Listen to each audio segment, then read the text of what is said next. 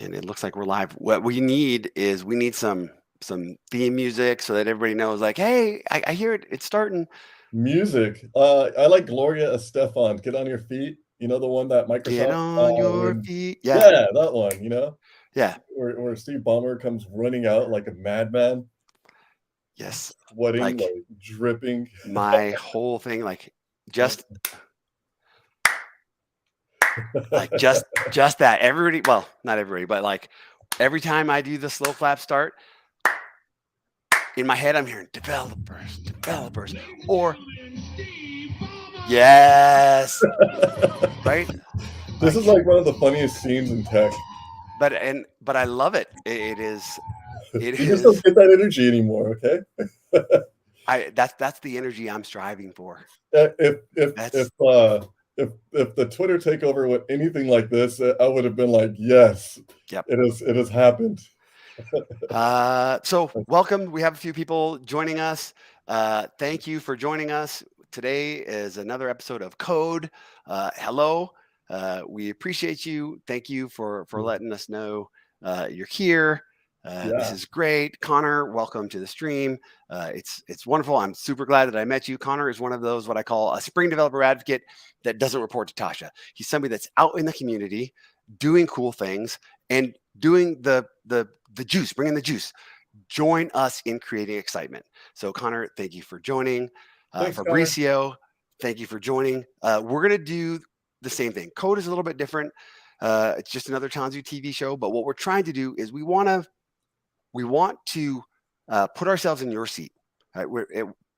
We do stuff. We want to share how we think. We want to share what we're doing. We want you to ask questions. We have kind of a plan, but if that plan doesn't happen, that's absolutely okay. So thank you for joining. My good friend Mario. Mario, introduce yourself. Hi, Mario Gray. How are you guys doing? I am a tech developer advocate with the Spring framework team from 2017, but I've been using Spring since 01, oh no, 03, 04, something like that. And I guess what I can say is I'm a developer since the, you know, Slackware 1.0. If you've ever used Slackware 1.0, that's kind of where I started developing software in a real sense. Um, and I've been here. I've been in multiple developer positions for decades, and now I'm here at VMware Tanzu, working with the fine people in front of you, like DaShaun and Dan and Joshua and And Jakob and Ricky, Layla everybody. and Kote and Yeah, Lee and Tiffany and yeah, Tasha and yeah, Whitney. Tasha. Did we Yeah, miss anybody? I hope I didn't miss anybody. the big guns. Yeah. Yes. We have a great team. I'm DaShaun, Spring Developer Advocate. I'm here in large part because of Mario and Josh. And before I was on this team, I was also a Spring Developer Advocate. Just I enjoy it. Spring has done a lot of really good things for my career, and I'm happy. And I hope that I can pass some of those things on to you. So today, our plan is we're going to do some more Spring REST docs, but instead of using the REST template like we did last time, this time we're going to use web client. We're going to kind of bring it forward a little bit. It's Wait, still okay to use REST template. what's that? Yeah, great. I'll hand it off. You tell me. I thought I was just gonna segue into like a question of, hey, what the heck are you talking about? I like REST template. No, REST REST template's template's my awesome, friend. How right? It's been dare around you? for a long time. It's core. It's part of Spring Framework core. Yeah. But the recommendation is maybe let's start moving towards web client. Get more flexibility, right? We can do RESTful and reactive, Oh, right? okay. Okay, I get it. Okay, so yeah, that's a good upgrade. I like that. That's a nice upgrade, going from REST template to web client. I guess you're gonna get a lot more mileage out of the web client stuff anyway.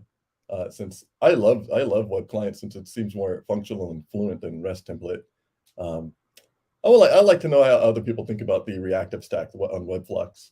So basically anything Webflux is going to be fluent and functional in a way. Yeah, so that's another difference, right? It's not just the client that we're changing. So last time we ran through this, we ran and we used Spring Web. So today we're going to use Spring Web Flux, Yes. another So difference. what we're going to do is bring in the whole. So the reactive stack is, well, first of all, what is reactive? Reactive programming is it's a big question. I have a friend that I know that explained this once, and I like to give these examples out as you're talking about the difference between imperative and reactive.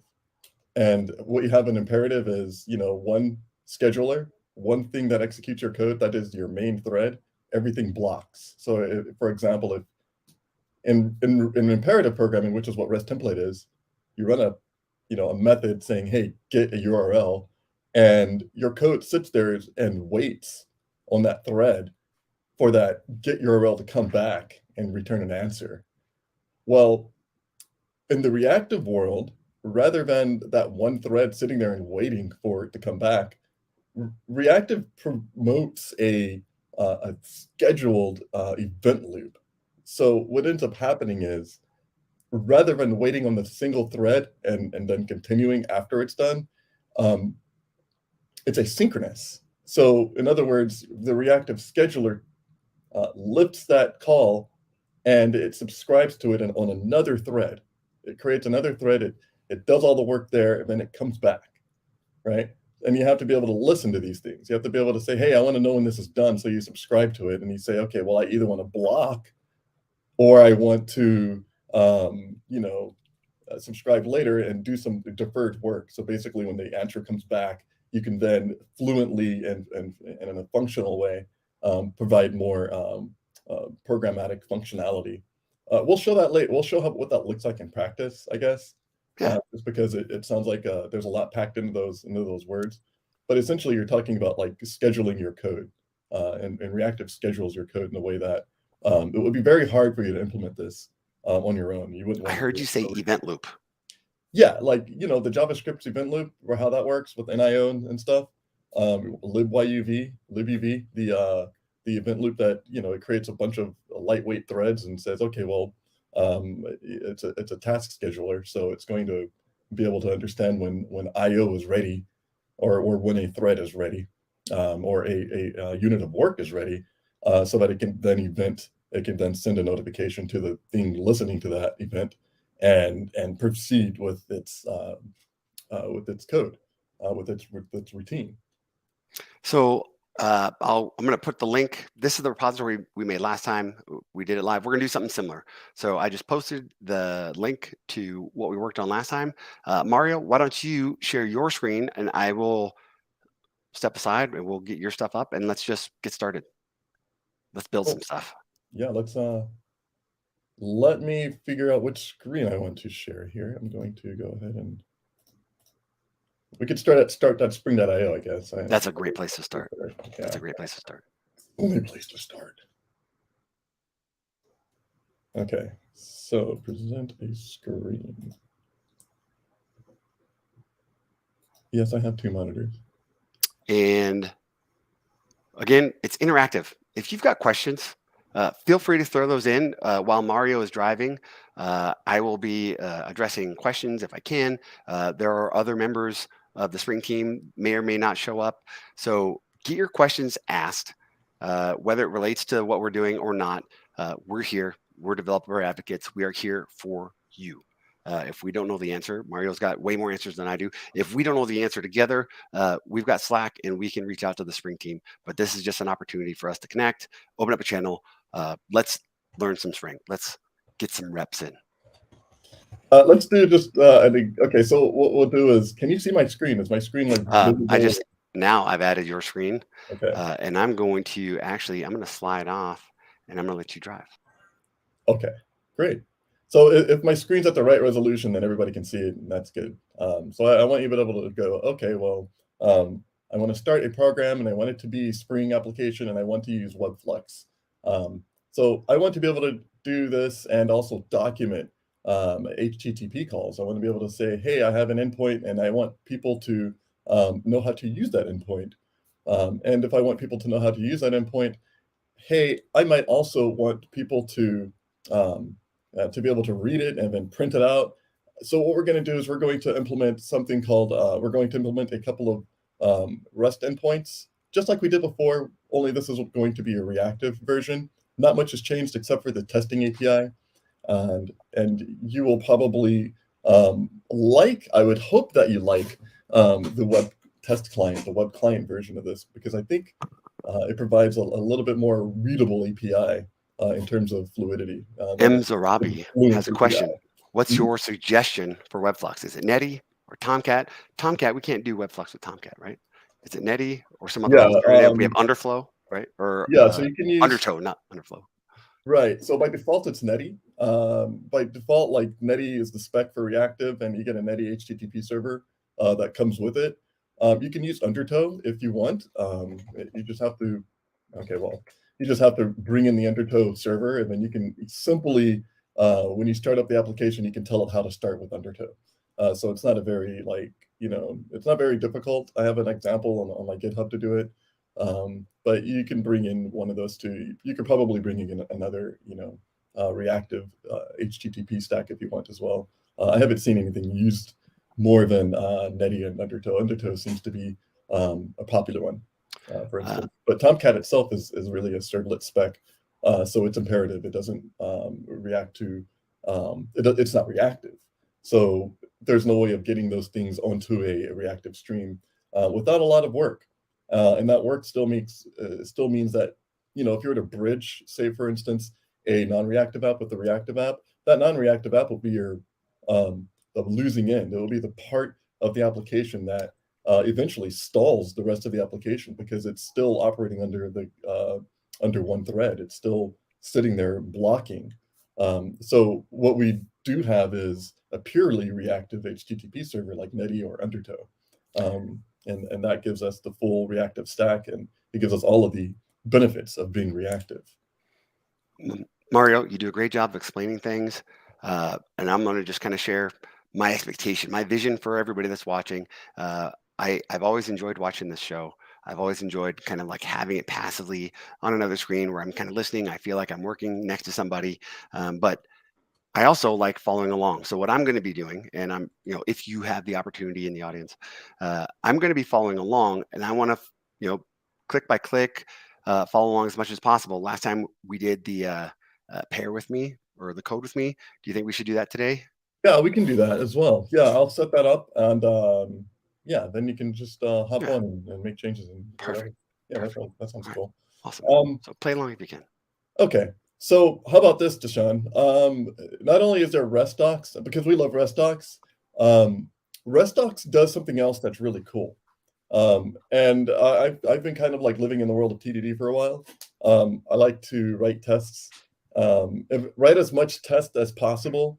I know some people think that tests are like, it's an afterthought. Like I don't need to write tests, but I find that if I write tests first and then I write production code, I just feel a whole lot better than, not writing tests or even writing tests after my production code, because I'm not sure if the production code even matches the test sometimes.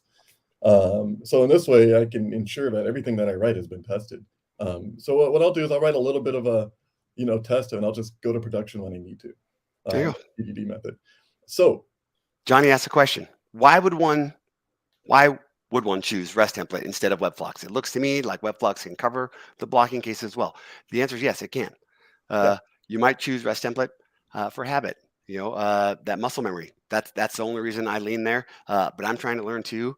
I just don't have as many reps with WebFlux, and I'm trying to get them. So yeah, that's it. WebFlux does cover all of the blocking use cases as well. Yep. Yeah. So, okay. So the story goes, we have an application we want to make. REST docs drive some things.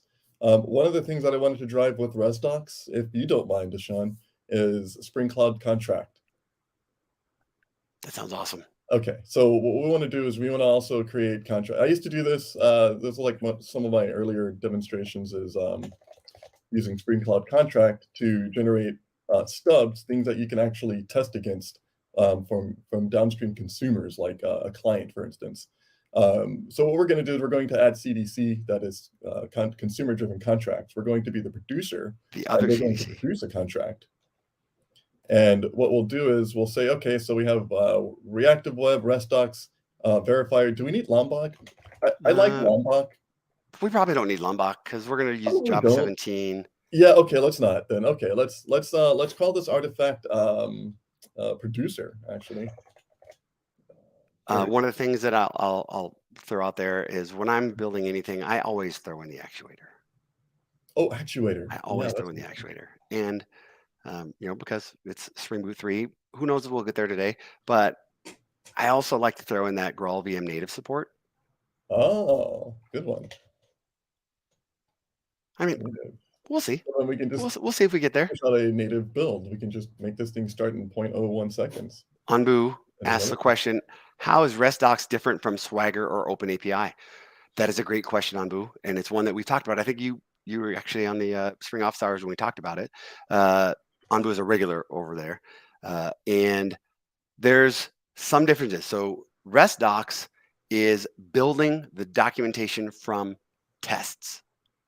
So typically with Swagger or OpenAPI, and there's probably a framework that'll allow you to do the exact same thing. But RESTdocs, the main thing is that it's driven and it's creating its spec from the tests, from the test output.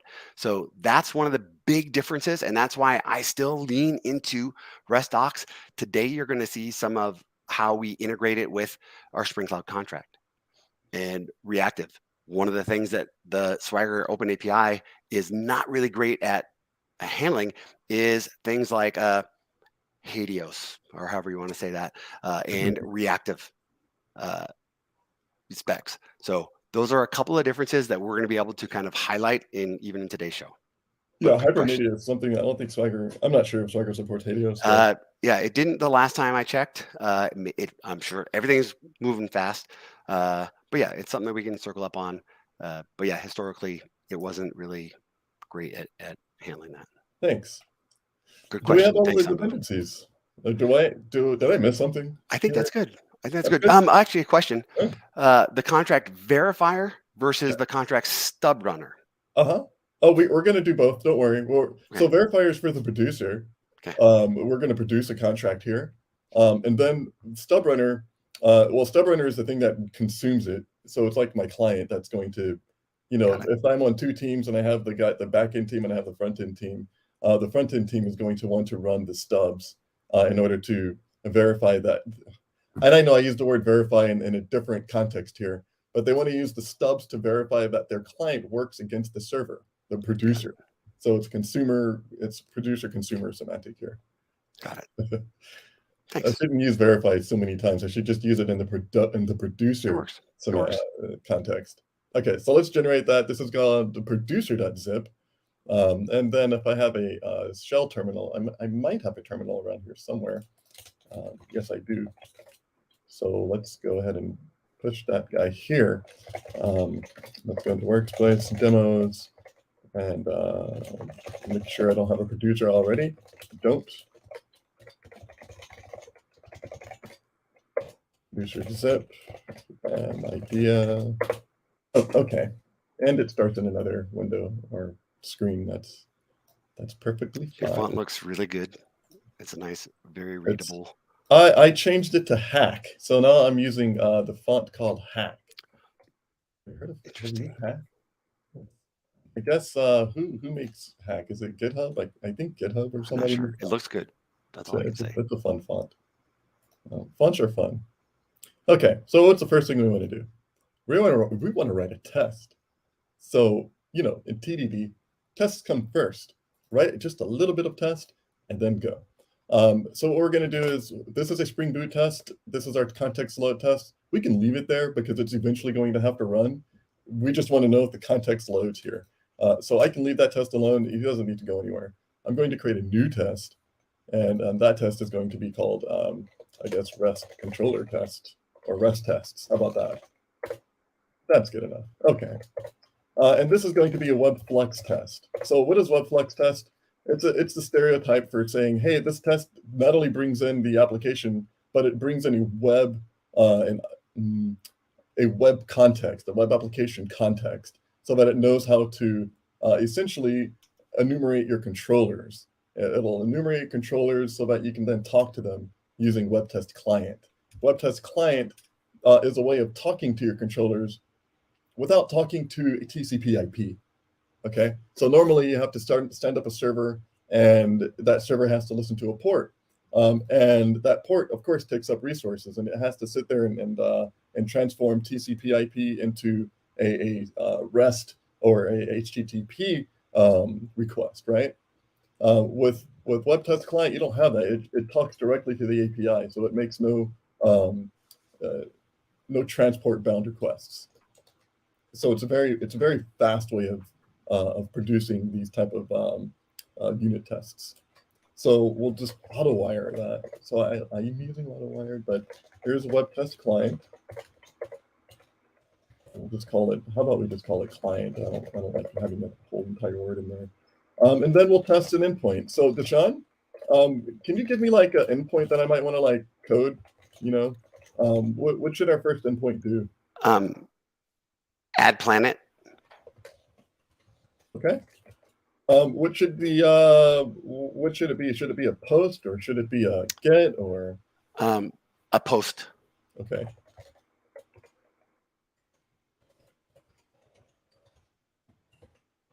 Let's see. So /planets. How about /API/planets? Oh, okay. API/planets. Okay. Okay. And then what do we want to do for the body? I want to pass in some, JSON, but just a planet name. Okay. Oh, planet name, like Jupiter. Just Yeah. add a name. Okay. So should it be a string, I guess? Yeah, Okay. that'll do. Okay. What planet do you like? Yeah, Jupiter sounds great. Okay. Alrighty.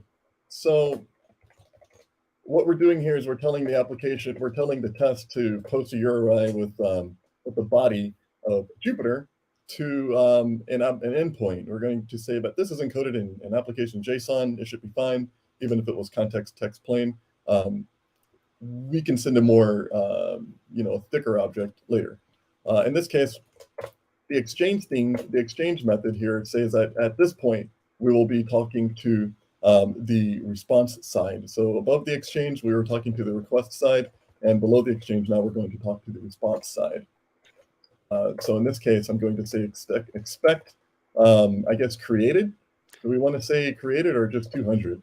Yeah, 200 for now. Can you close your sync tab so I can see more of the class? Yep. Yeah. And what kind of test do we have here? Right. So what we want is that this is going to return to anything. It may be not returning anything. It's just a post, and it's like, okay, it's done. And so that should be fine. In this case, we can say expect header, content type compatible with, I guess, media type, application JSON. And I suppose that's it. Do you want to like return anything, or do you want to leave it? Maybe return an ID. Oh, okay, there we go. Yeah. So then we can move on to expect body. And is the ID just a number, or will it return like a JSON entity? That's the ID. How about we return the entire planet object back? Okay. Like, the name and its ID. That sounds good. That might be cool. Okay. Okay. So then we can say JSON path, and in the JSON path we'll just say dot ID. I believe that's the correct JSON path. I might be wrong about that, but we'll find out. JSON path exists.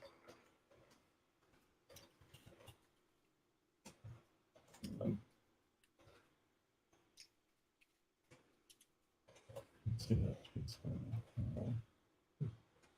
That's JSON path. We'll just say, okay, so let's see. I believe it's open close brackets, or it's not open close brackets. JSON path can be one of those things where it's like you're looking for an expression, and it's like, which expression is it? In this case, I don't remember this. How about let's just put a comment there. What are we expecting? Yeah. Right, what do we think that's doing? Yeah, what should this do? So, okay, so what should this return?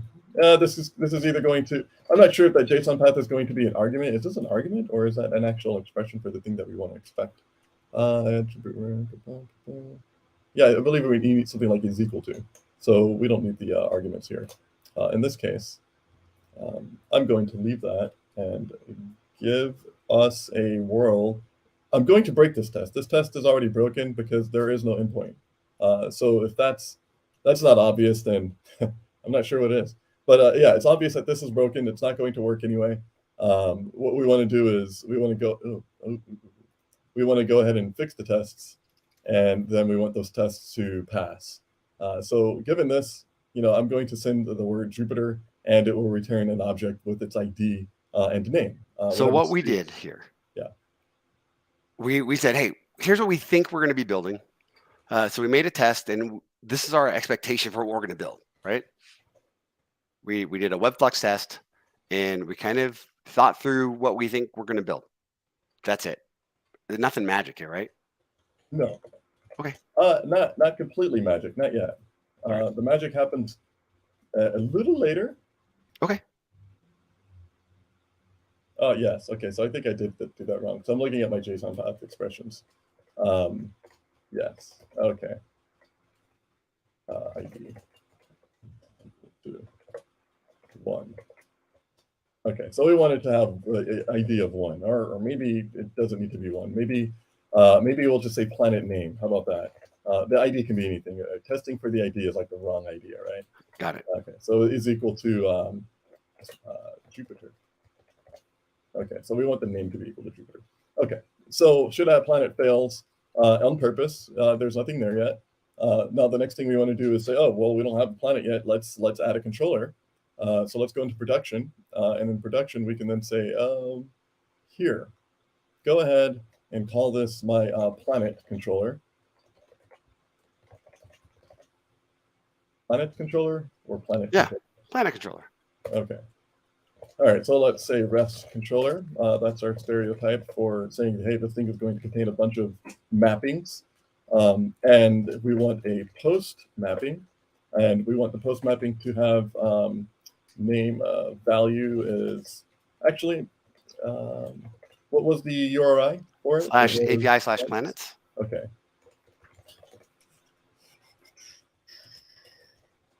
So I believe we map it to API, but now we map it to, so we're going to have /API/planets, and then we'll say out uses.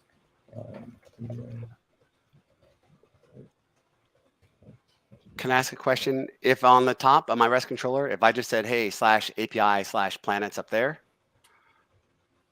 then you would have to, it will be slash, right? Yep, and then it'll be slash. I imagine it'll be slash. That's what I'm going to do. Yeah. Okay.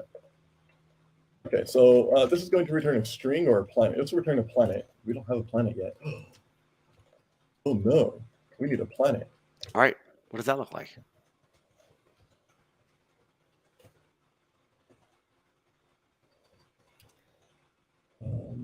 What was it? Body? Request body, my bad. Request body, string is name.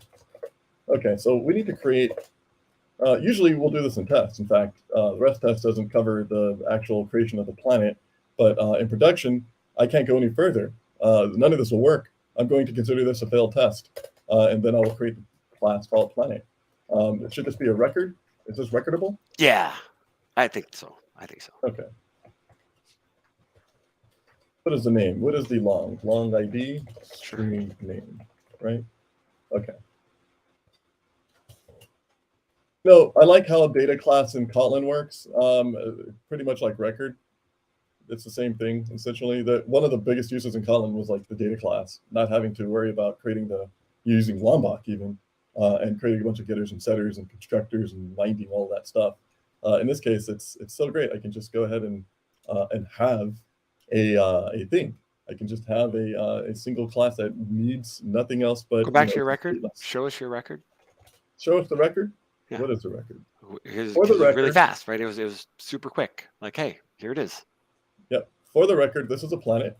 So that's just a long ID and a string for a name. Looks good. Yes? No? Yes. Did we Yes, it miss does. JSON? Are we looking for JSON serialized? No, we'll get that out of the box. We'll get default message converters. Cool. Cool. Default message converters for records, guys. Okay. So we don't have a server, right? We don't have like a RESTful, I mean, we don't have a server. We don't have a service, a Planet service yet. So what we'll do is we'll just say here, 1L, and then whatever the name is. It'll only return a new planet. It won't actually push it anywhere. If you want to do that, we can create, we would need to bring in a persistence layer. We currently don't have persistence. So what we're going to do here is just return maybe even a random number for the ID and then Sure. the name. Yeah. You know?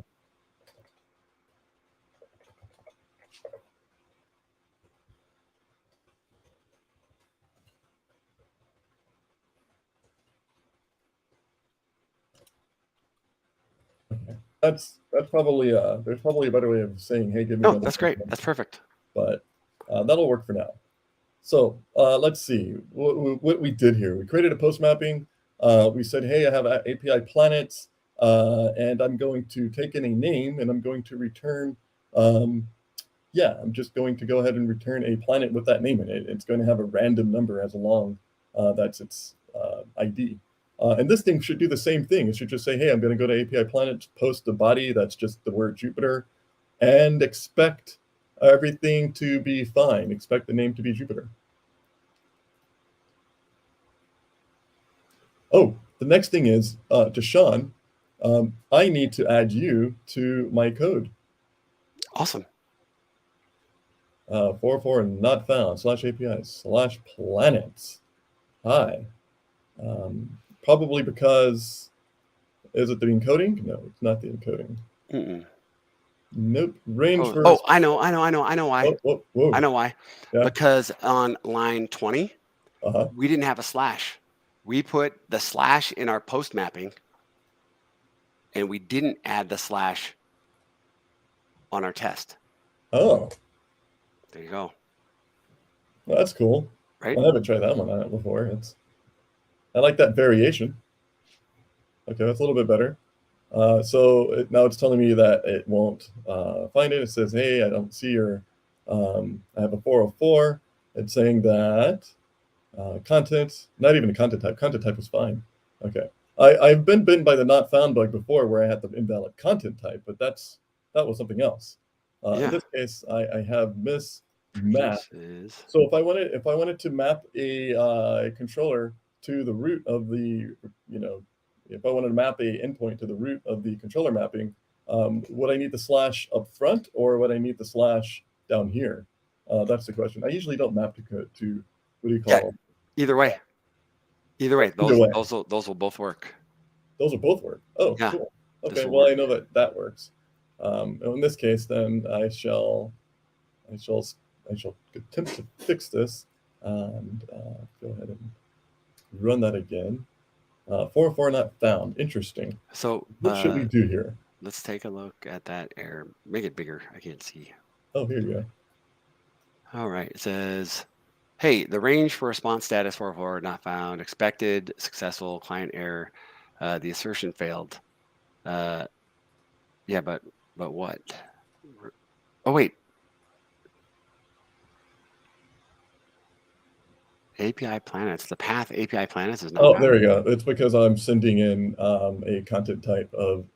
I'm supposed to produce and consume.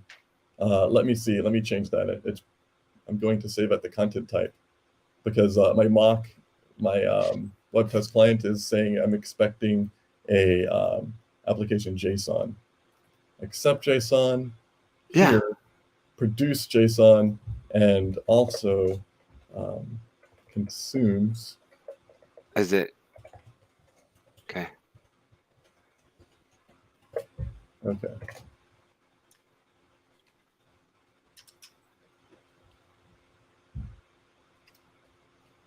But nope. That wasn't it then. It's not application JSON value. It's consuming text. It is. Text plain. Oh, I see what you mean. Okay. So produces accept headers. Let's see. So, right, consumes equals media type dot.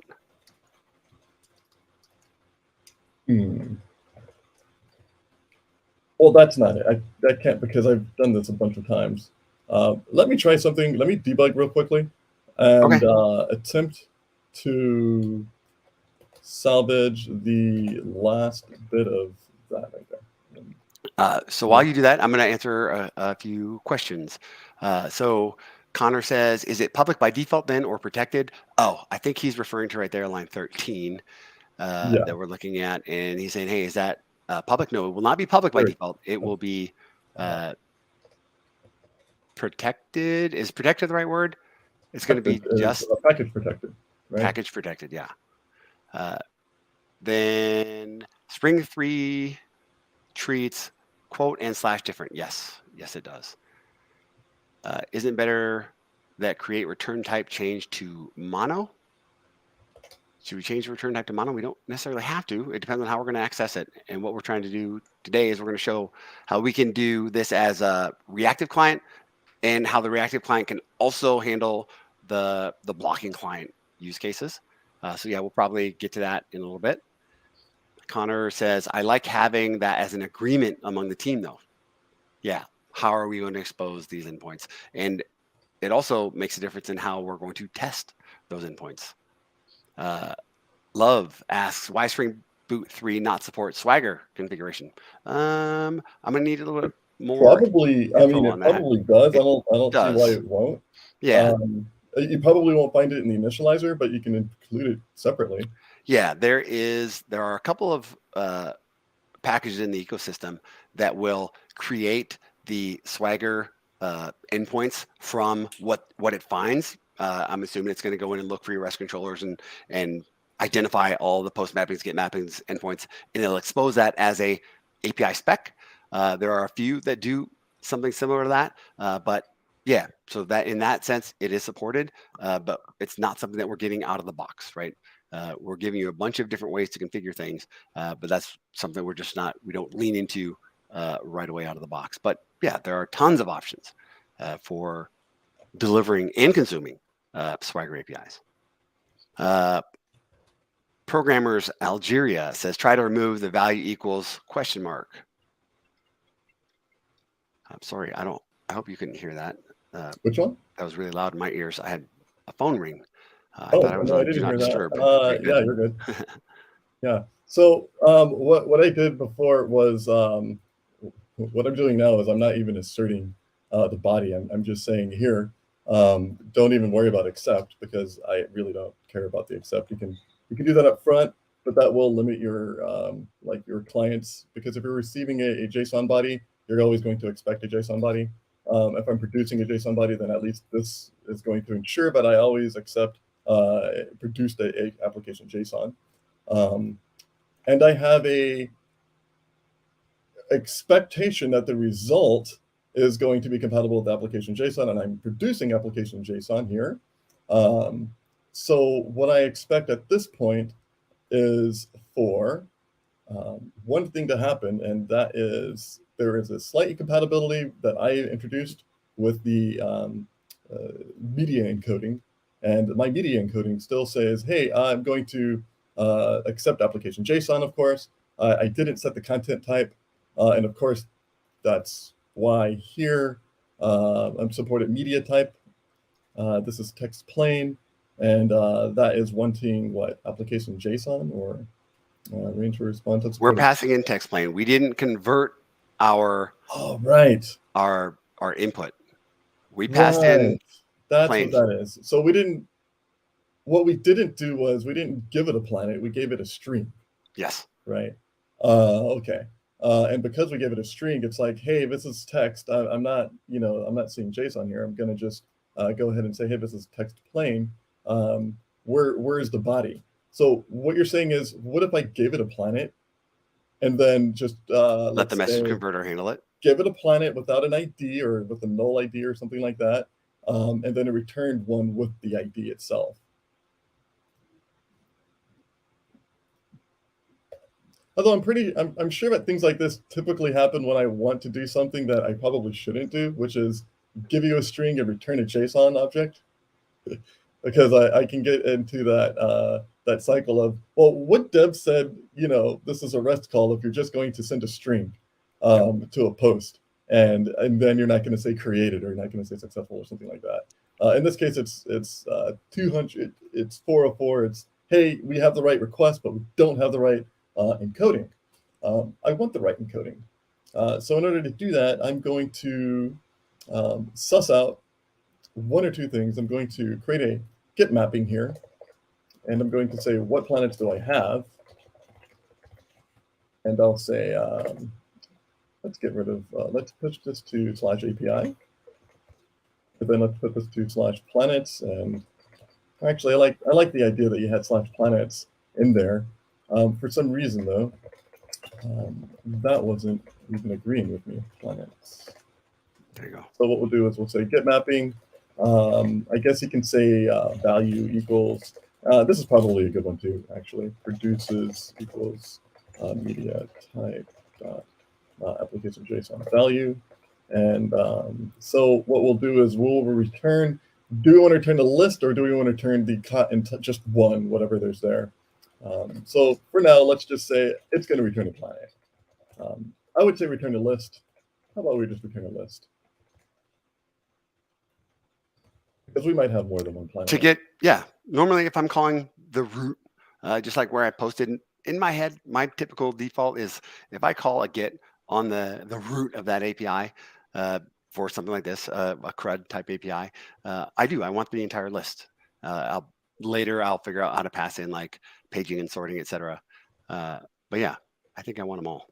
Yeah, this is just a demo. It's not, it doesn't have to actually mean semantically what it's doing. Normally we'll just create like we'll have persistence in here. I like persistence, but I'm not going to do persistence right now. So this test will fail for now because what I did was I don't want to get too lost in debugging that one error. Should get planets. So what do we want here? We're just going to do a simple get that URI /API/planets. Cool. And then accept type application JSON exchange. Let's write this one more. Let's write one more test, of course. That's going to just make sure that we have one or two JSON entities. So we can say expect status, expect header, or expect body. Don't forget your trailing slash on line 21. Oh, there we go. Yes.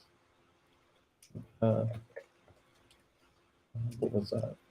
Where did the double brackets go? Dot. Yes.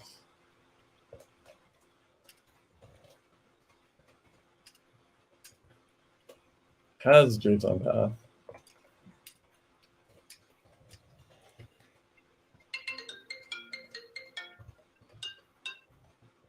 Hi.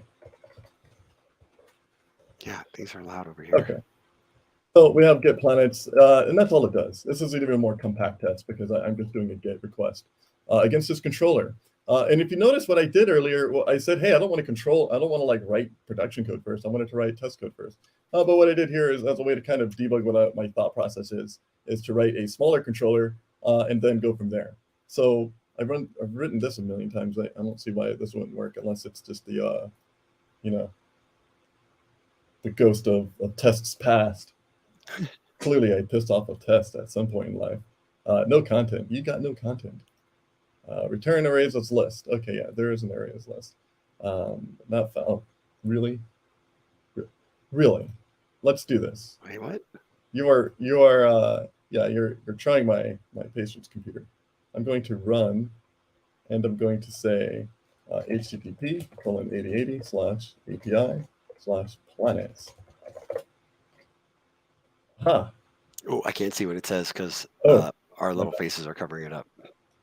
Oh, no. Oh, sorry. So it says not found. Yeah, why does it say not found? I don't understand why I'm getting not found. Okay. All right. There's a rookie mistake I'm making here. There's a wiki. Let's see. let's just call this endpoint /all. Okay. Yeah. Okay. If you can agree with me, /all is good. Yep, I agree. We would like just the API to respond under planets. That sounds good, but /all. Really? Oh, did I do something wrong? Oh no. Oh no, I didn't do the REST controller correctly. What No, did you did. I did. Yeah, that's the logical component. Okay, yeah. Right. Yes. Request mapping, my friend, is what I need. Let this be a lesson in. See, yeah. Unbelievable. See, I was following blindly. We know. Happens. It's always you're coding and you're going, oh crap, I missed that one thing. What did I do? Right. So okay. All right. It was right in front of us. Yeah, it was right in front of us. Request mapping. I sometimes think that doing REST controller itself should take in the root of the I'm sure that there was a good reason for that. I would like it to take in the root. Yeah. There we go. Okay, so now let's run that again. Now we're cooking with gas. Now we have Saturn and Jupiter. Look at this. Good. Okay. One more time. Should get planets. Yeah, I was getting a little testy there too. I was thinking, there's no pressure here. What did I do differently? There's a variation. Yeah. You always got to ask yourself. When you're a developer, you're going to create, a little bit of you're going to create like variances, right? And you're going to ask yourself, what did I do differently this time? And it's such a small change usually that it changes the outcome of whatever you're trying to implement. And in this case, it was just I barely ever used that request mapping. I haven't used it in days. God, why would I need to use it today? That type of thing. Yeah. All right, let's see if this does the same thing, or it might still error out for a different reason. I might have a let's see. Oh yeah, / my bad. So we got to do post to API /planet /. There you go. Okay. I told you we could write a REST endpoint somewhere. Unsupported media type this time. This time, let's see what we application got. JSON instead of we have JSON versus JSON value. I think we just want to remove that underscore value. Okay, so the way that works is that these are the same strings. Same. This is just the media type that you would include, but the JSON, the value just says like instead of the media type pointer, we're going to just return the string itself, and that's what value is. Okay, and then so what is the difference here? Why is it saying? What are we returning? But that's okay. Oh, I know. Oh, what? Right, where we did content type compatible with. Yeah. That's what we ran into last time. Yeah, I'm going to remove the variances, just because I'm not usually writing tests that specify that. But if it's still name path, okay. So there's nothing there yet, and that's why. So we just wanted to say $.name. All right. $sign's the object, I guess, and then 0 would be like the arity of the array, and then the name would be the thing. Okay. All right. So, all right, we can debug this. We can continue to fix. We're on tests. That's the whole point. We want tests. I want to be able to do that. I want to be able to say, hey, I'm going to produce. I don't want to produce a JSON. I want to consume a JSON. In this case. So I want a JSON to come back, right? But I don't want a JSON to go in because I'm going to have text. Nope, your post mapping produces JSON, right? Oh, my bad. There you go. Consumes text. Go. Yes. Here you go. Yeah. Thank you. I don't think I heard that right the first time. Okay, so that fixed it. I accept it. I didn't expect it, and that's fine. I'm accepting the return value, and I want that to be compatible with JSON. And I suppose that text plain is the same thing. So what does this mean? What did we get wrong, and how can we change this? Well, my endpoint was consuming a text plain value, correct?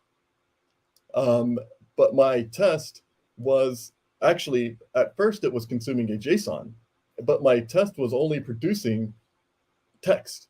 Yep.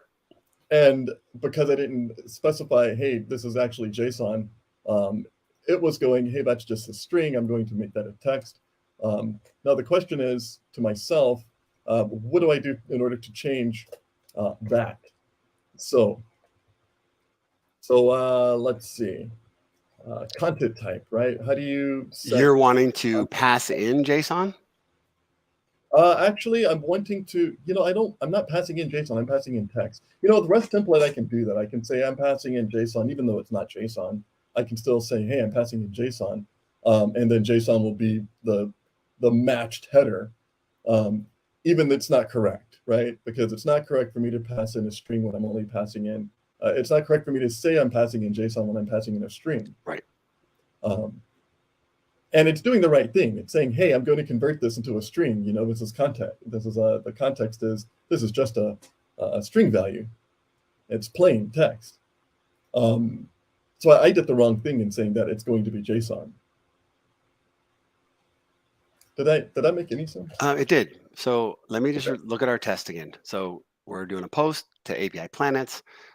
We're passing in a body, a mono with just Jupiter as a string. We expect, or we are accepting application JSON on the return. And when we do the exchange, when we do that post, we expect a status of 200 successful. We expect a header that is compatible with application JSON. We expect a body, and in that body, we expect the JSON path of $.name to equal Jupiter. That makes sense. So let's go back to our planet controller. Okay. And let's double check that. Like, hey, does that all make sense of what we just said? We're at API endpoints. We did the get. Let's look at the post. We post to slash. It produces application JSON value. It consumes media type text plain value. We're doing a create planet, and the request body, it's taking in a name, and we're returning a new planet. That makes sense to me. Okay. So, right. So test pass. Okay. Yes. Boom. All right. Well, that's the way it's supposed to work. Okay. Yes. All right. So what's next? What do we need to do here? Snable, welcome to the show. I think what we want to do is we want to generate REST docs. No? Yes or no? Yeah, absolutely. We have two controller endpoints. We're getting planets. We're setting one. We're getting the other. These are mock endpoints, by the way. These aren't mock endpoints. I'm sorry. Don't let me say that word with abandon. If I say mock with abandon, people might think that this is actually being mocked. These are real production endpoints that will respond. These tests are using the mock web client, so it will, like I said before, it won't use a transport. It will talk to the API directly. Is that right? Talks to the API directly, doesn't need to talk to a TCP port. But the abstractions are all what I would call the same. The abstractions are, still an HTTP request, an exchange, and a response, right? The exchange contains both the request and the response. So all we need to know is that the code, the main path, the thing that we want to test against, this guy here, the return statement basically, works. And that's all. Everything else really, well, okay, not the main path. The main path is the setup. So, from your mapping to your headers to the actual code that returns your value. But that's all being tested. Whether it's going through TCP or UDP or whatever other protocol, or it doesn't matter. So these tests are super duper fast. The next thing we want to do is, I guess we can say consume with. So in order for ASCII Doctor to work, DaShaun, what is the first thing we need to do? Well, for ASCII Doctor, one of the things that we did last time, we had to tell ASCII Doctor, hey, here's where I want to generate a snippet. Right. We're giving it that command that says, hey, I want to generate a snippet from what I'm doing right here. Okay. So in this case, what I believe we can do is we can say a couple of things here. We have a plugin, and that plugin, where's that plugin? Oh, here Right it is, there. the ASCII Doctor plugin. Okay, so the ASCII Doctor plugin allows us to say, hey, it's ASCII Doctor, and ASCII Doctor has attributes, and those attributes are basically, variables. So what we want to do is create an attribute called snippets, and we want to point that somewhere, right? Did we need to do that? I don't know if we need to do that. I think we get a You don't need default to do this value by out of the default. box because we updated the ASCII Doctor Maven plugin. So after our last show, we realized like, hey, we're not getting the right versions of everything. Yeah. We opened up a ticket. The team was quick to respond, and they gave us a new, more modern version of the plugin that was not current. And I think that the new version gives us this, but we can go this Yes. route anyways. So what I typically do is make it Make it known where the explicit. snippet. Yeah, make it Yeah, explicit. I just want to be explicit, like just make it known, like if you're going to use a build tool at some point to extract snippets, you're don't worry about that. You're going to want to know, well, where are the snippets? And so this is like basically setting it up so that any variable is already exposed, right? It's explicit. Good. The next thing is the following. So I'm going to do that. I basically set up ASCII Doctor at this point in the build tool. The next thing I want to do is I want to interact with ASCII Doctor, no? Or do I want to create ASCII Doctor? How about I create some ASCII Doctor? How about I create like our little base? Yeah. Yeah. Okay, so we need to create a directory under source or under main and call it ASCII doc. And then what we need to do is create a file that explains, for instance, is it one endpoint or is it all the endpoints?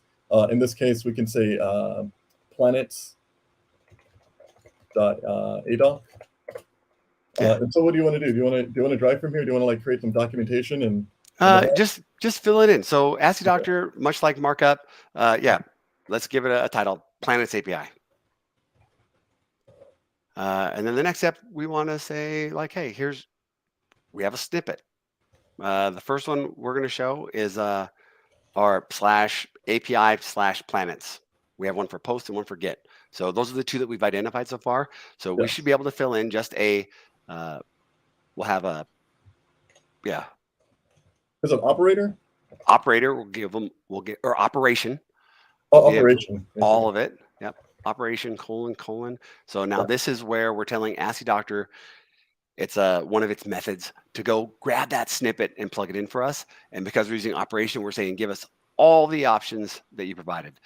It's going to give us a HTTP PI, a curl, regular HTTP request and response.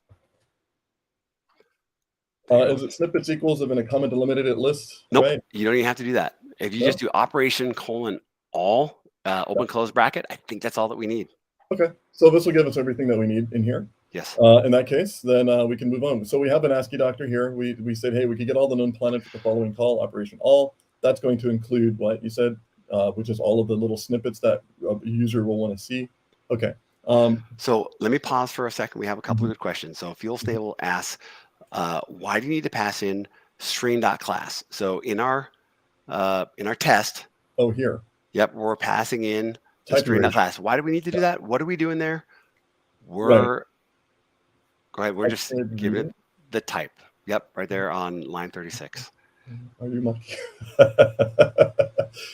You are mocking us? I liked it. I got it. Why do you need to pass string? The reason why we need to pass string is because we're passing in an object containing another object of unknown type, and because Java has like this type erasure, which means that like I can't send in a list of strings and then have something expect a list of strings unless I explicitly say this is going to be always a list of strings. This might be a list of anything, right? So if I type erasure means that sending in a list of T, everything becomes T, an unknown object, okay? And in order to know at the other time, hey, I got to tell you a hint. I have to say, hey, that T is actually a string. So in this case, that thing is a mono, and that mono has a type T, and I want to tell that, hey, type T is a string. So Fuel Stable, now that I've actually heard his voice, now I hear his voice. Type erasure, I see it. Good. Thank you for that explanation. Johnny says, hey, the recapping helps when we circle back and say, hey, what we're doing.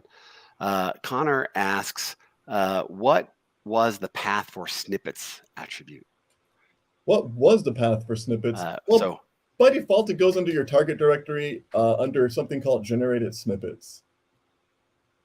hopefully that makes sense. So Hopefully we're that going makes to ask our Spring REST docs to generate some snippets and throw those snippets into this generated snippets directory. And then we just looked at ASCII Doctor. ASCII Doctor knows how to pull in those snippets. Say snippet one more time. Snippets, I double dare you. Snippets. Yeah, but don't do it 5 times into a mirror in the dark. Don't do that now. Okay, so all right, so let's go back to our test. What did? We created the ASCII Doctor that will contain the the documentation that we want. This is a demo. So it just says, hey, here are all the planets, and here's the operation. Here's the thing that will actually pull in all of those snippets, and we'll show you the snippets after we're done coding this one particular piece. Let's go back up to our get method, right? And let's say so for WebFlux. For REST template or mock MVC, you have and then do. For WebFlux, you can consume. So you can return a consumer. So you can say like consume with. And in this case, we want to let's see, web test client REST documentation.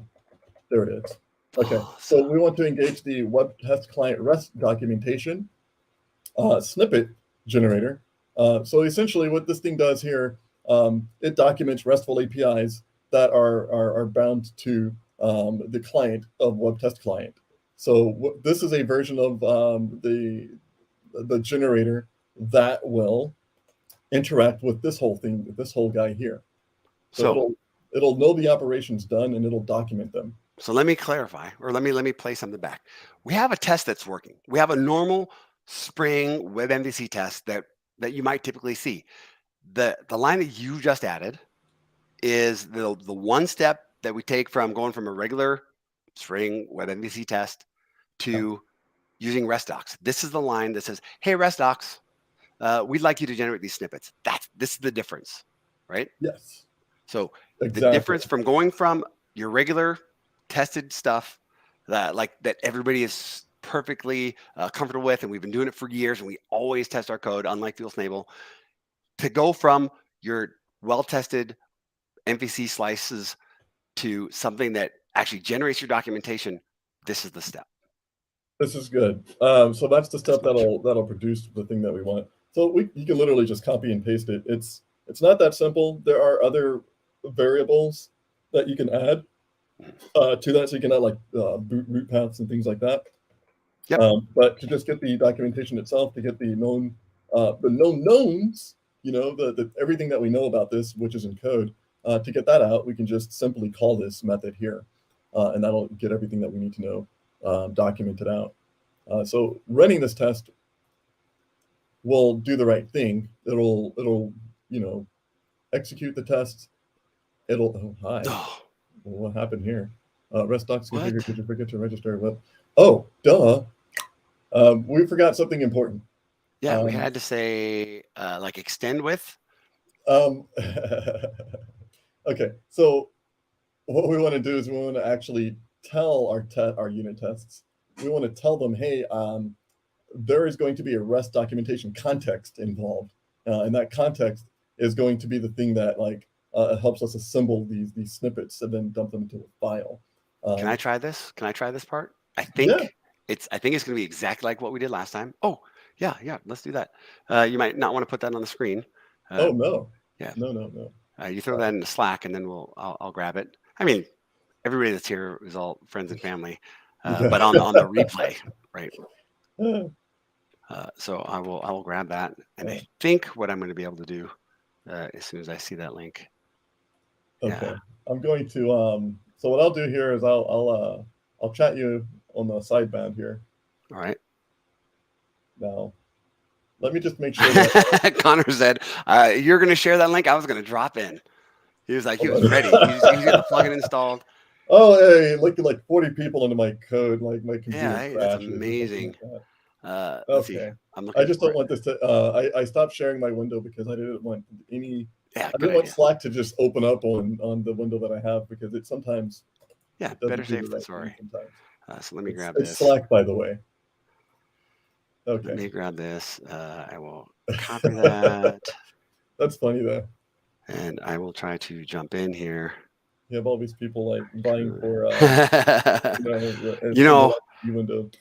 and that's something that maybe we do on a later show is, we have folks that are already Spring Developer advocates like Connor. We just have them jump in and code with us. That would have been Because fun. I Actually, enjoy, that sounds like a hackathon. That that it sounds like a hackathon almost. yes. Like a little like a wheel, and it just goes around and says, okay, add code, add code, add code, add code. I am looking for the link here. Please continue to hold. What happened? I've got the link, but it gave me like a curl bash. Oh, it gave you one of those. Yeah, Yeah. it downloads. Yeah. So right from. Yeah, Okay. I think I just have to grab this Yeah, URL. just go with it. Yeah, go with it. It works. Wait, it what? Works. It doesn't have the.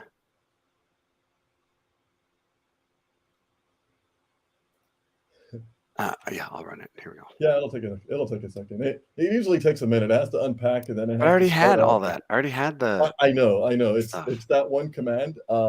That's weird. There's a shortcut, but they didn't make it like intuitive to the point where you can just drop it into your IDE and run it. You have to like do one extra step. Got it.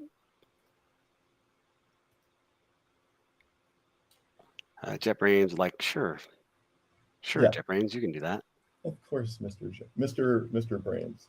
Right, and this is a natural. Like everybody does this. Everybody goes through this, right? You're going to be my Google. You're going to be my GitHub Copilot, my GitHub brush. Awesome. All right, so now I'm connected. You got it. Look at my code. Look at my code. Okay. I'm the pilot now. Yes, Copilot, pilot. Haha.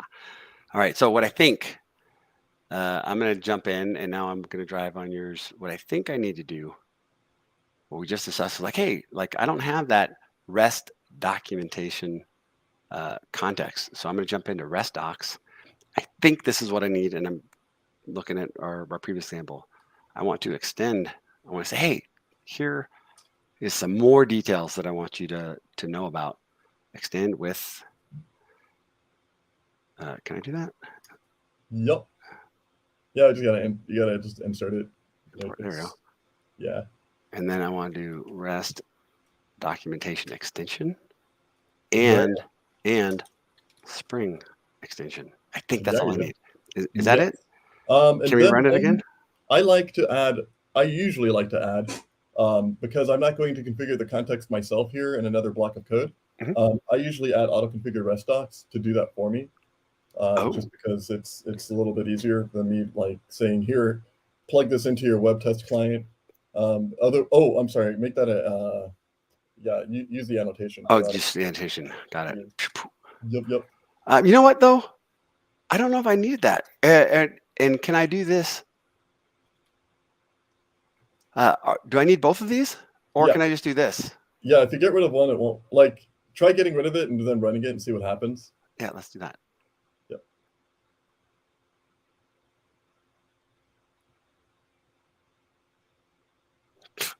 See, so much easier. That's why I'm learning. So. Well, not yet. Go to Target and see that it's in Target. Let's see. Finish generated snippets. Look at that. I got snippets for all. You got snippets. Okay, so you don't need extends with. So look, we learned something, or I learned something, right? I just learned a shortcut because what I was doing was I was adding that extend with, and I was adding things that I didn't need to add. I too was doing both. I was adding extend with, and also I was adding auto-configure REST docs. Now, in auto-configure REST docs, what is this going to do? This is a target document inherited imported REST documentation provider. So this provides the context already. The extension, let's see. So getting to Jupyter to manage it automatically. What is this guy going to do? It's going to create a context. Okay, give me a context. Before test, do something with the context. Get required test method, get name. Okay, all right. So it's just going to add hooks apparently. It's going to tell you where in the cycle you are. It's going to allow us to do something like manually. But we get it. We got it. So what I understand is we can do it manually. Like there's two versions of doing it, which is like a before you set it up, and then you have to do extends, or you can do auto-configure REST docs, and you don't have to do anything. All right. So Nishant just showed up, and he says, "What are we creating?" That's a great question. So, for those of you that just joined, Nishant, welcome. This is code, and what we're doing this week is we are building something. We're just building an API. Oh, then yes. we're going to we're doing TDD. We're writing our tests first. Then we're building an API. Then we're having Spring REST docs along with ASCII Doctor create our documentation from our running tests, from our successful tests. And then we're going to add on Spring Cloud Contract, and we're going to talk about contract-driven development. Okay, so in order to generate the whole ADoc, I got to Maven, produce the artifact, right? But your plugin, because we added Spring REST docs, your plugin should be configured. Yeah. Oh, so you're saying that the REST docs should be there, but where's the generated doc? So we did not do that. But what we should do is if you go up, you scroll up and you look at your ASCII doc, planets.doc, ADoc, if you have the plugin, the ASCII Doctor plugin, look at that. You'll see that this is what our output is going to look like. Yeah. So, okay, so what happened there is, I guess, it just went and found our generated snippets, huh? It did. It knows. So by default, like I said, it knows where to look. So ASCII Doctor is configured with those defaults. The only reason we added that generated snippets was we were just being explicit. So you knew exactly where to look. You knew exactly where things were configured. So yeah, we get that out of the box. Okay. So now the question is like, hey, where does that document get generated? Where's our generated docs? So where's our doc? That's the good question is, we should. Stage, so our generated doc won't, like our generated doc, the thing that actually turns it into a book, hasn't gotten executed. Well, because you didn't do anything other than run your test. Your test generated the snippet. We need to do a Maven clean. We need to run the other phase, which is, I think, is generate docs. Yeah. So generate docs. So if you do a Maven clean package, you'll get your docs. Exactly. So so I want to do a Maven clean package, but because I have contract verifier in here, and if you're doing this with contract verifier, it won't work. Let's comment that out. Let's comment that out for now. So that's fine. What we're going to do is we're going to disable contract verifier. And the reason why we are going to disable contract verifier is we're going to contract verifier is going to, with REST docs, create the stubs and the contracts at the same time. Contract verifier. Say that one more time. Contract verifier is going to create the stubs and the test docs? The REST docs? The REST docs. Well, REST docs is kind of driving the snippet creation. Spring Cloud Contract has a snippet generator that will generate from your tests a contract of that test, and it'll generate a stub from that test. So that stub will be exactly the same as this. Your stubs will behave in the same way that you wrote your tests, minus the documentation portion. Okay. So what we want to do is, because of this, normally you would create contracts on your own. Okay. You would normally code a contract.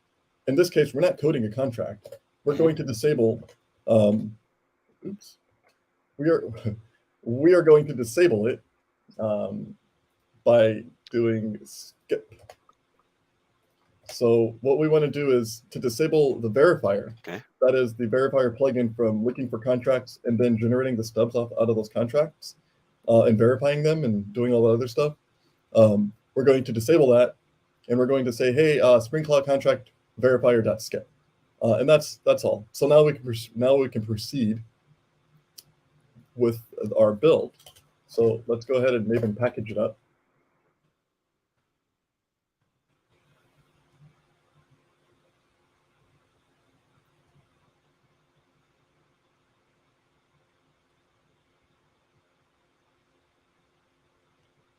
Okay. And let's see, target should have a generated docs. Yes. Okay. So, okay. Yes. And in that case, that's just it's the same thing that we saw earlier. It's Yep. just, you know, their CSS is different than IntelliJ's own CSS, right? Yeah. Is that how that works? Yeah. Okay, so that's the Planets API REST doc documentation. Now, for the most part, that's as far as it takes you. Okay, it doesn't take you any further than generating a generated docs directory and putting the HTML file in there. Yep, and you can do with that what you will. Yeah. Right. In your pipeline, your path to production, you might say, hey, after I've done my Maven clean package and I've verified all of my tests are working, things are passing, I should have this generated docs folder. I want to grab that docs and maybe I update some wiki or some central location that has the documentation for everything. Or what we did last time was we said, hey, take that documentation, let's throw it back in to our actual artifact. Let's put it back into the artifact in some static HTML directory so that when I deliver this artifact to production, the docs match the code that it was tested against. Oh, that sounds like So a good idea. I never get out of sync. Okay. That's what I like. That's why I lean into this Spring REST docs. And going back to our earlier question, like different. What about Open API spec and Swagger? Like this is the plus part of that. I want to deliver the spec. I want to deliver all the stuff, but I want to make sure that it matches exactly what's happening. And if I know I've got these docs, I know there's tests that generate these docs, it makes me feel better. Okay, so you're saying that we want to package this with our jar file? We want to package this. Yeah, we want to throw it back into our jar file. Okay. In order to do that, because I don't think it's going to happen for us. Let me check the target. I can do it. Like I can drive on this part.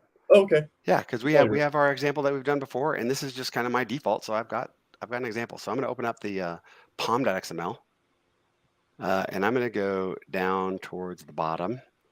After the ASCII Doctor plugin, after the Spring Boot Maven plugin, what I'm going to do is I'm going to add. Yep, I'm here. I'm going to add another plugin, and this plugin, the group ID is. No, I want the artifact ID. I don't need to type this out. I'm going to just go and copy and paste it. I typically it's XML, man. Yeah, it's XML. Check this out. That's what I tend to tell people is like, hey, look, look, I did it. Now I'll talk about it. I grabbed the Maven resources plugin. Yeah. What's that? Do you like Daylight? I like Daylight. Me too. I love Daylight. Yeah. Copy resources. So we've built our stuff. Now we're going to copy some of these resources. We're going to copy stuff during this phase while we prepare our package. So the generate docs is before this phase in Maven. And what we're going to do is we're going to copy some resources from, or this is where it's going to go to, from our build directory generated docs, which we just looked at. I want to throw it into our /static. I could have put /static or /public_HTML. Both of those are kind of default out of the box options. So that's all I need to do. So now if I do Maven clean package is going to run all my Maven phases. And during that prepare package, it's going to say, oh, let me go and grab those generated docs and throw them back into my static directory. Okay. Oh, I'm going to make one more change because I want it to be visible. I am going to go up to our main ASCII doc. We've only got the Planets A doc. I'm going to rename Planets A doc to index.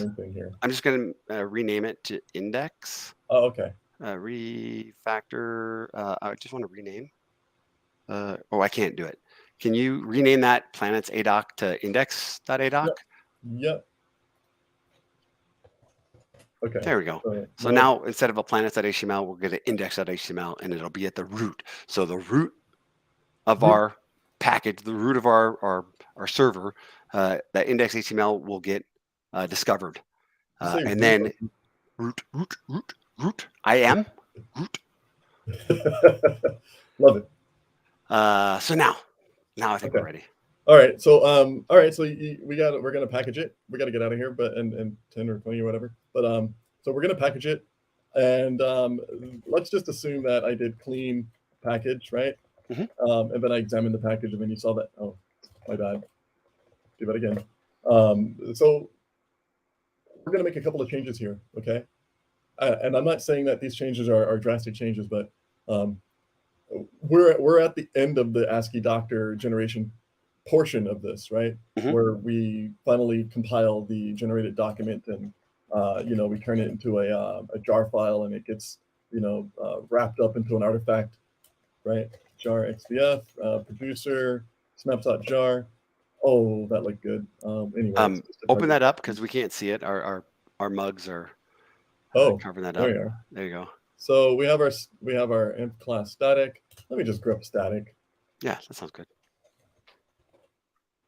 Okay, so there it is. So it's Tap that enter key a couple of static times. dash index.html. Perfect. So it's in our jar file now. So it's under Buddha, classes static index.html. This is a fat jar. This contains everything. You can just run this and it'll be fine. Index.html takes up no more space than a couple of kilobytes. But if somebody ever needs to see it, they can just go in and run it. On the other hand, if we ran a web server, how about we say, let's not worry about the web server part. I didn't say anything about a web server. This whole application is a web server.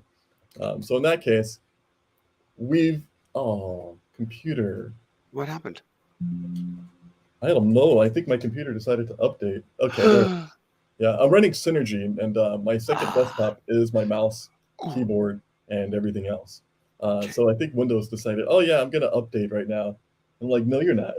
No, you're not gonna update. I just hit the button. Okay. Alrighty. So we did REST docs. We distributed REST docs, right? Yep. That's good. But there's one more, and that's not all. I think that's how we. Oh wait, there's more. Oh wait, there's more. Yeah. The oh wait, there's more part has to come in, and what we want to do is we want WireMock. Do you know what WireMock is? Are you familiar with WireMock? Maybe, but I'm embarrassed to say because I'm afraid I'll be wrong. Fine. I've come in contact with WireMock years ago and recently now, and I forgot. I had to remind myself. Oh yeah, WireMock could do a lot of stuff. WireMock is pretty cool. It allows you to basically write a script, and that script will be your server. So you can write a script for how an HTTP response looks and how an HTTP request looks, and WireMock will just do that. And it'll sit as a server and it'll just follow your orders. That's what contracts are basically. They're basically WireMock servers, contract stubs. They're basically servers that run just that little bit of application just to verify the thing that you wanted, and that's it. Nothing more. So WireMock is just a very lightweight server that takes instructions almost on the fly, and it mocks it and it puts it over TCP/IP, and you get the ability to stand up a test server really quickly and basically validate things. All right. So what we did was we added the WireMock dependency through Spring Cloud Contract, because Spring Cloud Contract uses WireMock to do certain things. We're going to allow it to write WireMock contracts as well. Okay. Okay. So what we're going to do is we're going to take this consume with, right? Mm-hmm. And we're going to say one more. Let's add another consume with. Oopsie. And this usually happens. What ends up happening is IntelliJ doesn't know that I've included WireMock in it. What is the artifact that I am seeing there? So yeah, I see it too. I see an artifact. Okay. Yeah. Well, that artifact is permanent, isn't it? Oh no, it's gone. Okay. No, it's not. Okay. So what happens is, for some reason, my IntelliJ never actually picks up the fact that I put WireMock in here. Yeah, we just got to go hit that Maven button and rebuild our index. So what do you do to make that work? Usually in my palm, I scroll up to the top, and there's going to be a little Maven button over on the right side, but it's not there. So the other thing I can do is on the right side, I have that Maven tab. Yeah. I hit that refresh circle, so it rebuilds the index. Where do you see that?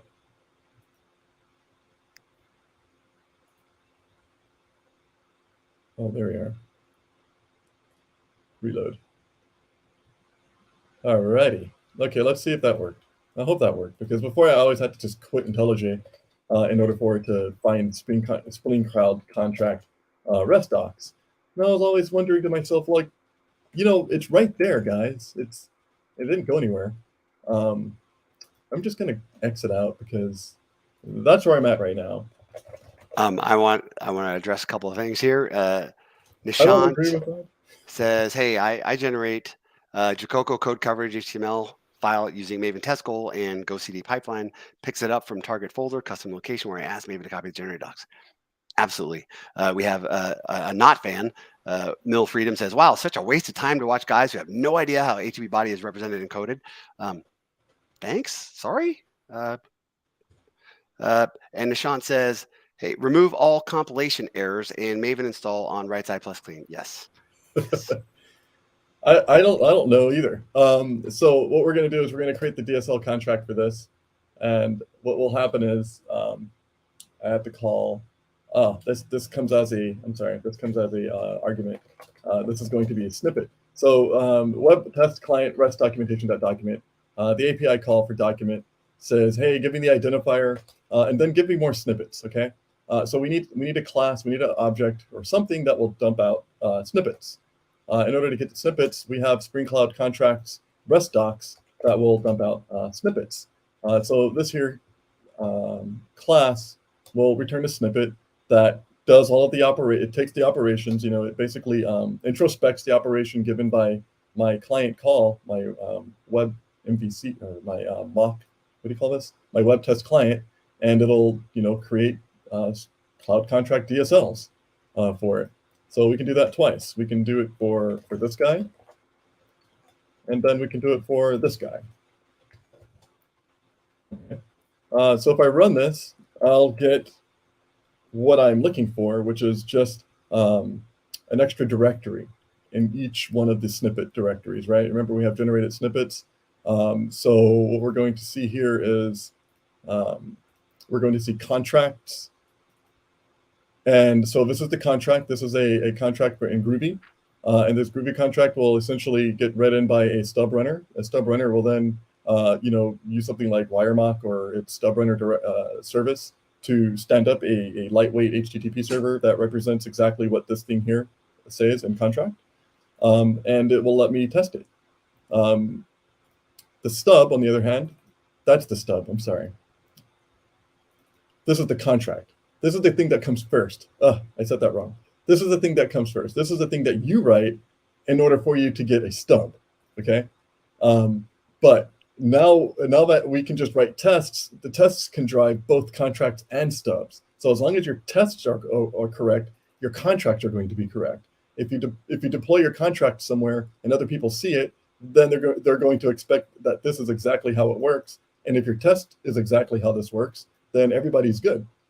As far as your stubs go, these are your stubs that get run with the Spring Cloud Contract Stub Runner.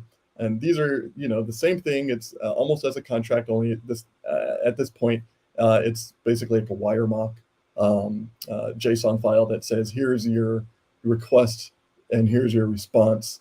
And this is the thing that actually gets injected into like a WireMock server so that it could run and take requests and responses in this way. Now, what I want to do at this point is say, look at what we have here. If you include the stubs if you include the DSL contracts, what you're going to get is a little bit more. You're going to get a DSL contract in here, and you're going to get you're just going to get an extra DSL contract. If that makes any sense to most people, that's fine. But I believe you can do something like snippets equals, and Yes. at this point you can just say which snippets do I want, right? So I want my curl request, I want my HTTP request, and my HTTP response, and then I want my request body and response body. In any order. Like, honestly, I would say, like, put the request and response with the bodies. Now, is that correct? While you're doing that, I'll answer a couple of questions. Farce, F-A-R-C-E, is this about Spring Cloud? Oh man, I missed this. I'm actually learning about it. Do you have a repo so that I can learn further, please?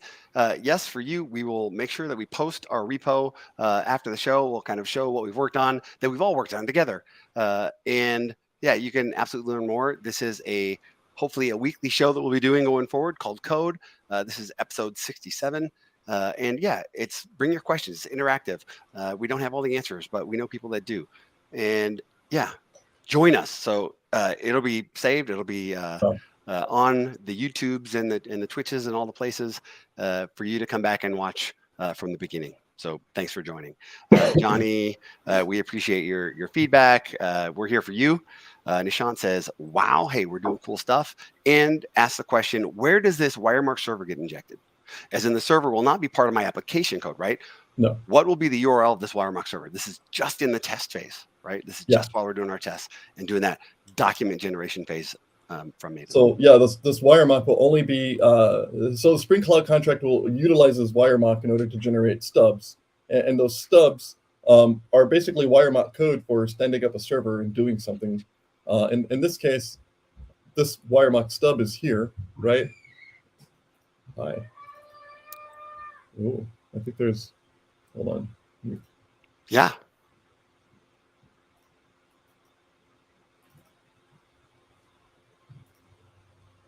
Okay, so am I there?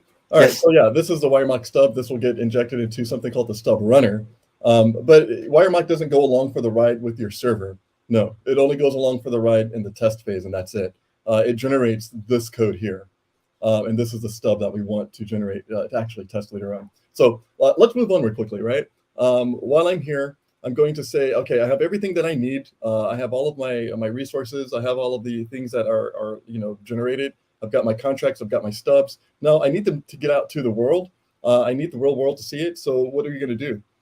The first thing you want to do is, let's see. Okay, I want to generate the stub. Assembly. I want to generate something, that has these stubs in it that I can give out to the world, because we're not done. We're not done with our API, Right. But maybe we've agreed on what this contract is going to be. We're going to have our CRUD endpoints, our list endpoints, etc. And we want to say, hey, this is what we've agreed to. This is how we're going to implement it, because we haven't done the persistence. But we're far enough along where we can say, this is what our contract looks like. So you can go front end. You can go keep working. We're going to give you this stub that you can go and run tests against while we finish implementing the back end, the persistence tier. Yeah, this is something that so this becomes a thing in which only tests are basically driving your documentation. So tests are driving everything here. Production doesn't really drive much. If you change production in the way that test breaks, then your contracts break, everything breaks, right? Yep. So the idea here is TDD up front. It's test-driven development. It's I want to write my tests first. My tests are basically are brokering the actual conformity of your production code, and everybody else who sees your contracts are going to basically understand how your tests will work too, because your tests again are driving the creation of your contracts and your stubs and your documentation. So production must follow that specific test, obviously. Okay. So here's what we're going to do. DaShaun says, understood. I'm going to try this tomorrow morning. Okay. So here's awesome. Here's what we're going to do. We're going to use the Maven assembly plugin. I hate saying this. No. I like saying this, but I hate saying this at the same time. We're going to use the Maven assembly plugin. The Maven assembly plugin is going to create another jar file. And that jar file is going to contain this Spring Cloud contract stubs. Okay. It's going to create another jar file that contains just the stubs and some code, or maybe the source code, or whatever you want, really. But in this case, we're going to plug it in here. We're going to add another plugin. So let's just go ahead and add the assembly plugin. I got a question. Show you what that looks like. I got a question. Yes. Could we? I'm just throwing it out here. Could we, instead of what I've typically done in the past, and I'm just again thinking out loud, what I've done in the past is I've made that additional jar file out of the same repository, and basically in my pipeline I was creating two artifacts. I was creating an artifact for my server, my API, and then I was also creating an artifact that delivered the stubs. But hear me out. Could I generate the jar file and then put the jar file inside of my static directory, so that if somebody went to the documentation, oh, here's a stub runner, grab it, grab the stub runner that we're compatible with. What would that feel like? That would feel. I know where the problem is, because the problem is we're not in production yet. We're not production yet, right? Yeah. So how would I get that out there? Right. Yeah, this is yeah, stubs are okay, yeah, exactly. So what your question was, can I take a production jar file and then run against those stubs? And the answer is no. And this is why, because your stubs are supposed to gate production, right? So you're not supposed to do anything until everybody agrees that the stubs work. So therefore, you would never see a production jar file until those stubs have been validated that they are indeed the correct way of running, right? Okay, so what we're going to do is create the stubs jar file here using Maven assembly. And all it's going to do is we're going to configure Maven assembly this way. So Maven assembly takes a stubs XML file for its configuration, and that lets me tell it what I want to put into the jar file, okay? So the next thing I want to do here is I want to create source main, or actually I think it's source assembly. Source assembly.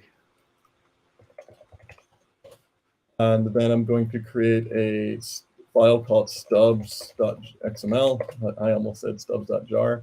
And I have XML already in my paste buffer, so I'll go ahead and paste that XML in here. Let me just make sure. Because we like daylight.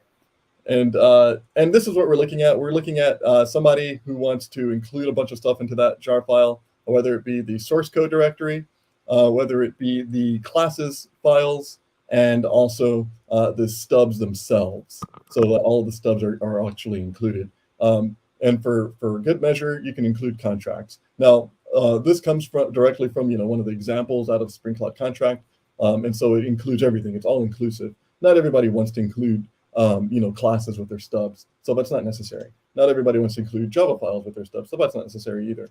But just because we want to create the idea that you can include everything in here, this will be it. So with the stubs file, I can go ahead and say, all right, so now that I have my stubs, now that I generated contracts, I can go ahead and say Maven clean install. And what that's going to allow me to do, what that's going to allow me to do is go into another project and then test those stubs. And that's even simpler because it's just going to be a stub runner, and that's it, nothing more. Awesome. And Fars says, yes, this WireMock server is a new thing to me, but is this proper industry standard to include such a thing in cloud projects? I think this is just for testing. Yes, this is just for testing. This is just something that gets initiated in our testing phase while we're validating our code and generating our documentation, generating our stubs. That's the only place where that WireMock server exists. Now, let's see. Let me show you guys what happens here. So Cloud Contract did its thing, and so did RestDocs. It did its thing. We have two jar files. So if you notice, we installed the actual producer, the production jar file, and we produced the stubs jar file as well. So the stubs jar file is in here, and we want to test it. So I want to know what the heck happens if I wrote a client that did this, right? So that's simple. It's even easier. We can go ahead and create something called a consumer. We actually don't need RestDocs here. We don't need contract verifier because we're on the other side now. We do want the reactive web because we want the web client itself. So we're going to just still include webflux, but we're not going to, we're going to go into the guise of, I just want one component, okay? But what we want as well is the contract stub runner. Stub runner allows us to pick up that jar file, that extra jar file, and then run code against it. So this is the consumer. Okay, stubs consumer.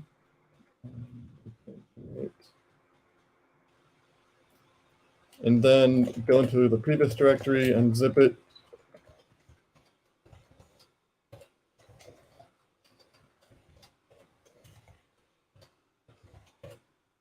It creates a new window. There we are.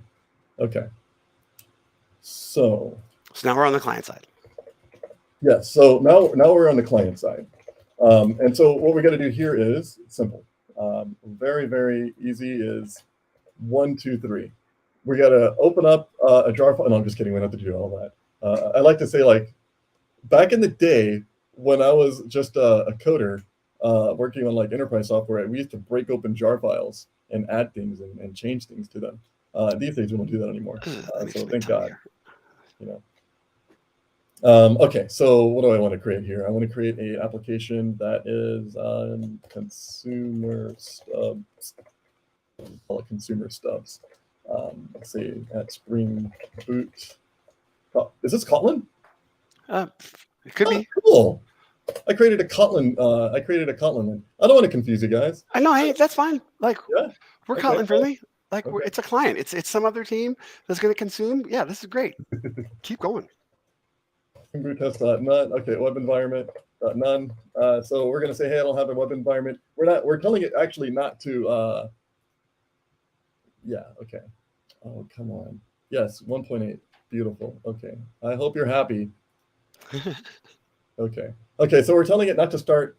We are telling it not to start a just to get out of here, Kotlin. Don't do this to me, Kotlin. Okay. So we're telling it not to start a web server because a web server is going to get started, and it's going to get started through this guy here, autoconfigure stub runner. And then stub runner is going to do a couple of things. First of all, we have to tell it, what stub are you talking about? What stub are we giving it, right?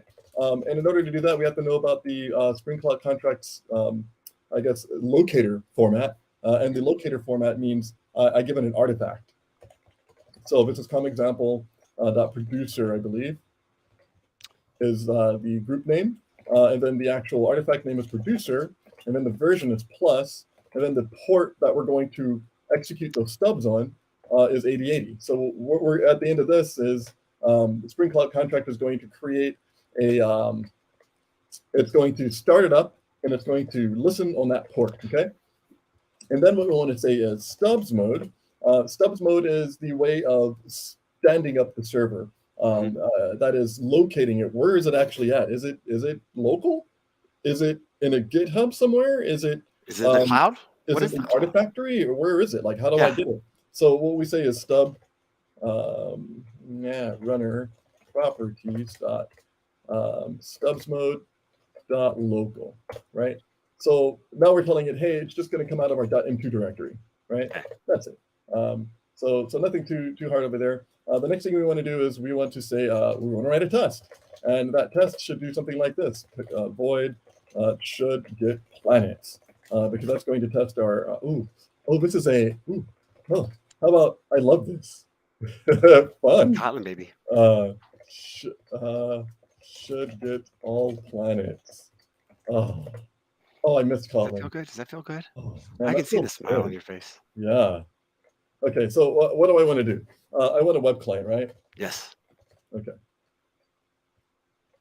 Web client. Oops. Val web client.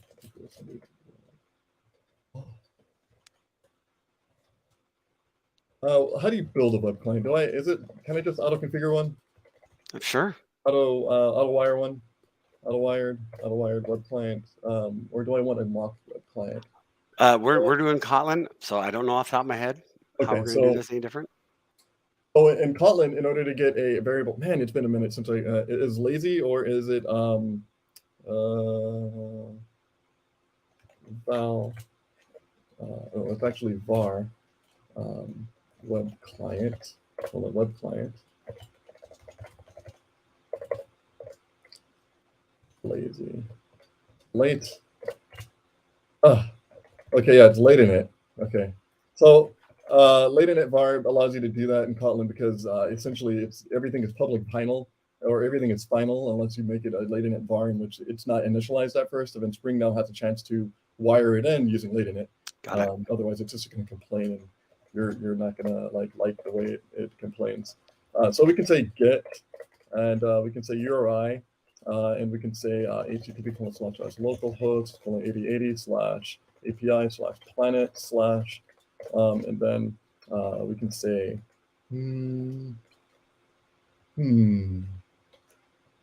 let's change to mono, or I think it's a flux because it's a list of things. It's a list. So yeah. So what I want to know is, am I going to get an exchange, or but we returned a list. We didn't return a flux. We didn't return a mono of the list, we didn't return a flux of list, or a flux of objects. We just returned a list, and it should just come out as a mono. Yes. In the background, Flux will do the right thing and just say, hey, this is actually going to be a mono of a bunch of stuff. And so that's it. So we'll just say, okay, exchange to mono, and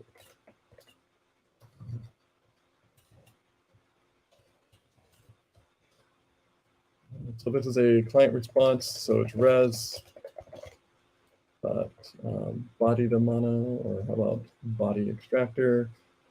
Create exception headers, while prefixes is body to entity. And that will be planet. And this also means that we need to write a planet. Extract a separate file. Tell me you put it into production. Nope, it didn't. We're going to move that in production. Factor. So what we have here is, I probably can just do like data class planet, and planet's going to be what? It's going to have an ID, a long, and then it's going to have a name, and that's going to be a string, right? I think that's about it. So the data class, it contains 2 items in it, and that should be enough. Okay. Now, client response. So response handler has the following thing. Where is to entity? Can I? No, Java. Really? 1.8. You guys. Oh, you guys. Yes. Okay. Kotlin's. It's oh, it's that other thing. It's project structure. Yeah. So modules. I'm at language level 17, guys. What's going on? SDK. Let's see, Kotlin SDK. What are we looking for? Home path.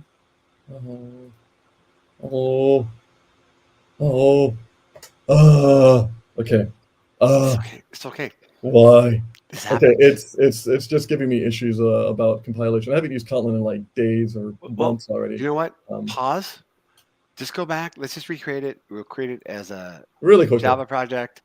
It'll take us 2 really seconds. quickly. It's actually it was Java. Why was it? Click to click. Well, maybe it's because you called it .Kotlin. Oh, what? So wait, are you saying that? Maybe. So it wasn't a Kotlin project after all. Oh, this was a Java project after all. It's no wonder it's freaking out. Okay. I just did the wrong thing here. Yeah. So yeah, okay, rename our consumer stubs from .kt to Okay, we'll just call it consumer stub tests. We can just take this stuff out of here. Yeah. That ought to work. Okay. Goodbye there. Okay. So we'll just change a couple of things here. This needs to be a curly braces, and that's good, right? Ooh, hi. Tell me this is a .java file. Yes.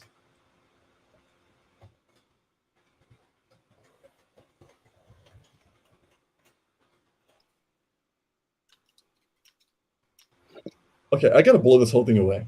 I'm sorry. Let me blow that whole thing away. Because, go ahead. I let IntelliJ do some things. This is how we work, right? This isn't a scripted show. Like we're not. We set the expectation. I hope that this is just how we code. We didn't come in here with a script that, hey, this is going to work perfect, and hey, we practiced this demo. No, we're thinking out loud. We're learning from each other. Hopefully, we're answering some questions along the way. And yeah, sometimes it's just easier to just wipe it, hit refresh, right? Yep. Okay. All right. So let's do this again, guys.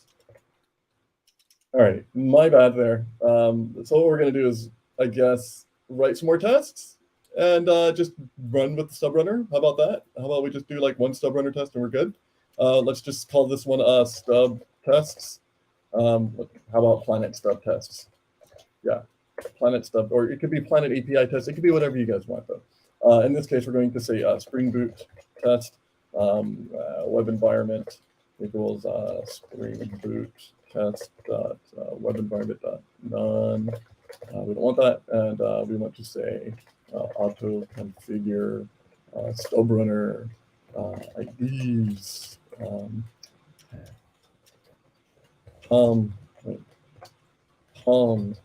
Example.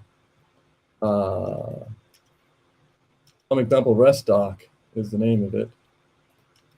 Rest doc colon producer colon plus colon 8080. Okay, so that should do the right thing there. And then we can say Stubs mode equals stub runner properties. Oh, stubs mode local. Thank you. Autocomplete. You're so awesome. Okay. The next thing we want to do is create a web. The next thing we want to do is create a call out. Excuse me. We don't want to create a web. We want a call out. So we need a web client. And in order to get the web client, we have to inject a web client. So let's get our web client out and builder. Let's just build a web client. Simple. Client web client is equal to web client dot builder dot build. How about there we go. That works. Test void should get all planets. There's no arguments here. And the next section, I will figure out if it is possible to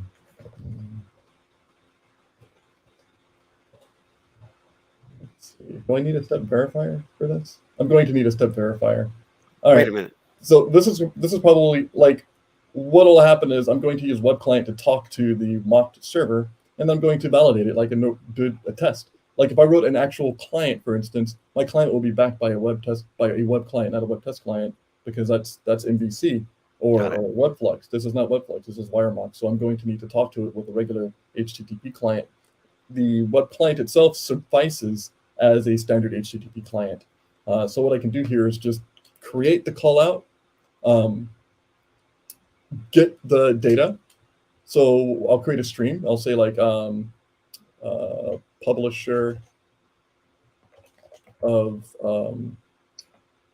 I can say actually, how about a mono of, and that doesn't sound right. I don't like the way that's going to work. I don't want to say a mono for a list of something because that gives me the heebie-jeebies. What you would normally do is just say something like,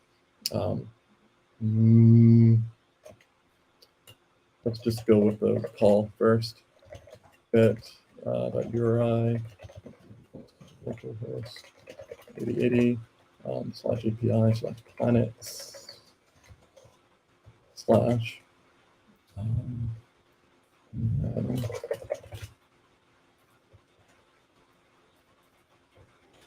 because I don't have the actual class, right? So body to no planet class, right? So I don't have this yet. Let's create this in production. Yeah. Planet. What did we call this before? A record? We did. We made it a record.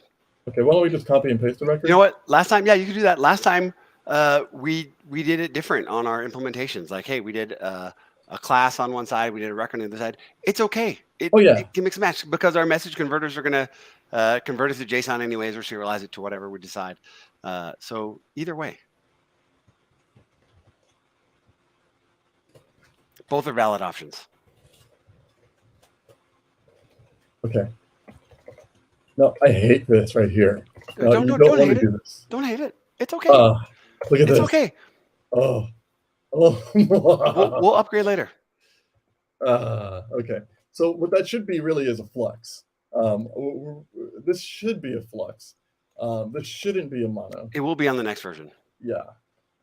On 0.0.2, we'll make it a flux. And we'll do all the things reactive. So let's just make sure that we still, it thinks, hey, yeah, you got a lot of these things. It's going to maybe, I don't know. Let's find out what happens. Well, we're going to get an error anyway here, most likely, just because we're still, I'm futzing, I guess. Is that the correct word? Futz?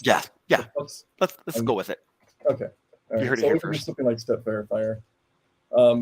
And you know, reactive programming isn't even necessary for this. We don't even need Webflux to test this. We could have just done this with straight up REST docs. REST template. Yep. And you could just skip the Webflux stuff because testing Webflux is a little bit more involved since you're dealing with the event loop, right? So what we'll do here is we'll create the we'll let it subscribe to planets, which is our extreme up there. And then we'll just expect next. And let's see. Oh, expect next and new planet. 1L comma Jupiter. Next new planet 2L. Well, what was the actual thing I'm returning? That's the thing. I have to look at the contract and find out what it wants. I'm pretty sure the first one was Saturn and then the second one was Jupiter. So let's just say Saturn was first and Jupiter was second. Let's go back to our contract here. Generate snippets and contracts.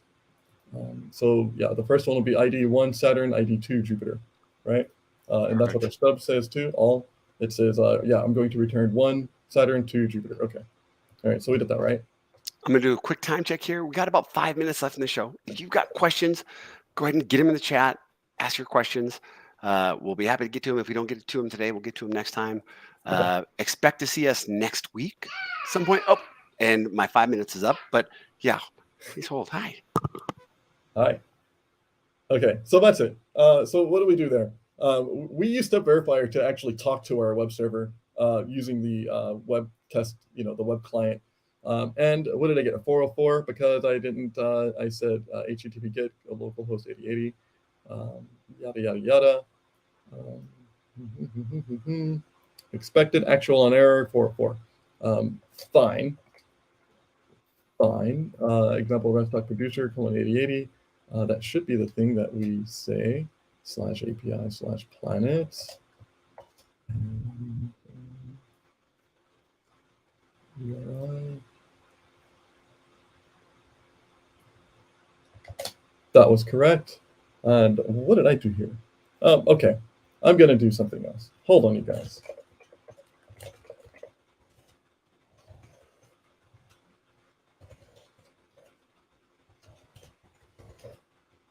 Okay, so in order for this to actually work, let's take a look at another test and a test that uses REST template. I don't feel so comfortable using the web test client, or not web test client, but the whole entire stack of Reactive to do a test. So what we're going to do here is just say, oh, look, I have a test here. I have the same test, the same exact one here. I get to comment out some tests that I don't have or that I don't need. This is a pre-generated one. This is one that I created like maybe a few days ago. It did the same thing, only uses REST template. REST template is actually going to have a little bit more forgiveness in terms of type return. I might not be returning a flux of something. I might actually want a mono of something. I don't want to have to fletch with that at the last moment here. So what I will do instead is I will say I have a stub runner. I will create another stub runner test. And that stub runner test is going to call, this is called producer stubs test. And so what I did here is I'm going to go into another project and use REST template because I feel a little bit weird about using Webflux. It takes a lot to actually use it and kind of get into it all. So what we'll do here is we'll say test void should get all planets. And then what I should do here is actually just go ahead and copy and paste, good old copy and paste. Because you should never go a day without copying some code, even if it's from ChatGPT. I don't care where it's coming from. Nobody's looking. The coast is clear. Don't worry, we've got your back.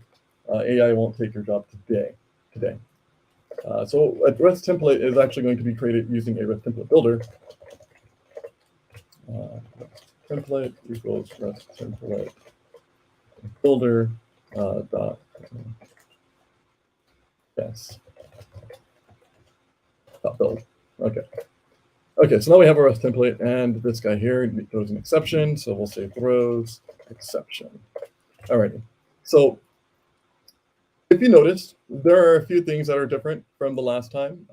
Let's say that API / planets / is, and it's at port 8080 instead of 9090, and it takes a planet.class.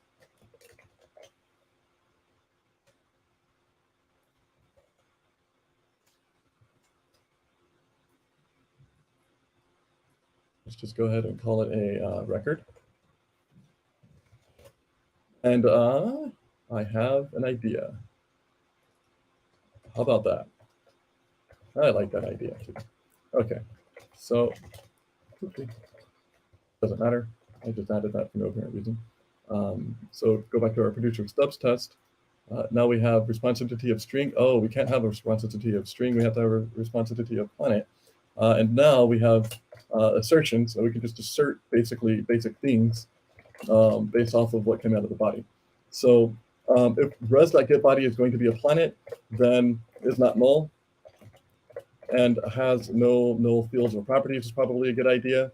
And you can say like has field or property with value, and you can say like the field is going to be it should be a field called ID. But in this case, we're going to have multiple fields, so I'm not going to be able to stipulate, oh, I have a field that is on arity 1. I'm not going to be able to do that here. So let me go ahead and make sure that this either works or doesn't work. I don't have any time left, but you kind of get the gist of what I'm doing here. Is I'm saying, oh, rather than calling the server directly and standing up that server as a test, I'm just standing up the stub. And so that stub here is response type, class planet, content type, application JSON, yada, yada, yada, class by HTTP. Cannot deserialize this value from an array. Oh, yeah, okay. So because of time, how about let's do this? Let's jump into, we had a couple of questions. REST templates certainly deprecated. I don't think it's deprecated yet. I think we've just recommended that you move to the web client, but I'm not sure. I don't see much difference. Yeah, there's not much difference, but definitely move in this direction if you can, if and when you can. But there's a lot of people haven't really upgraded, right? We gotta think about the whole community. It's a massive community. When to use Flux versus Mono? I've seen some codes where people are using Mono, just like this, Mono list, like we just did, and that makes sense. When to use Flux versus Mono? Like, how is it different? How is a Mono list different from a Flux list? I think we answer that. Maybe we had a typo here at /planets with 2 N's. Johnny, thank you for sticking with us through the whole show. I appreciate it.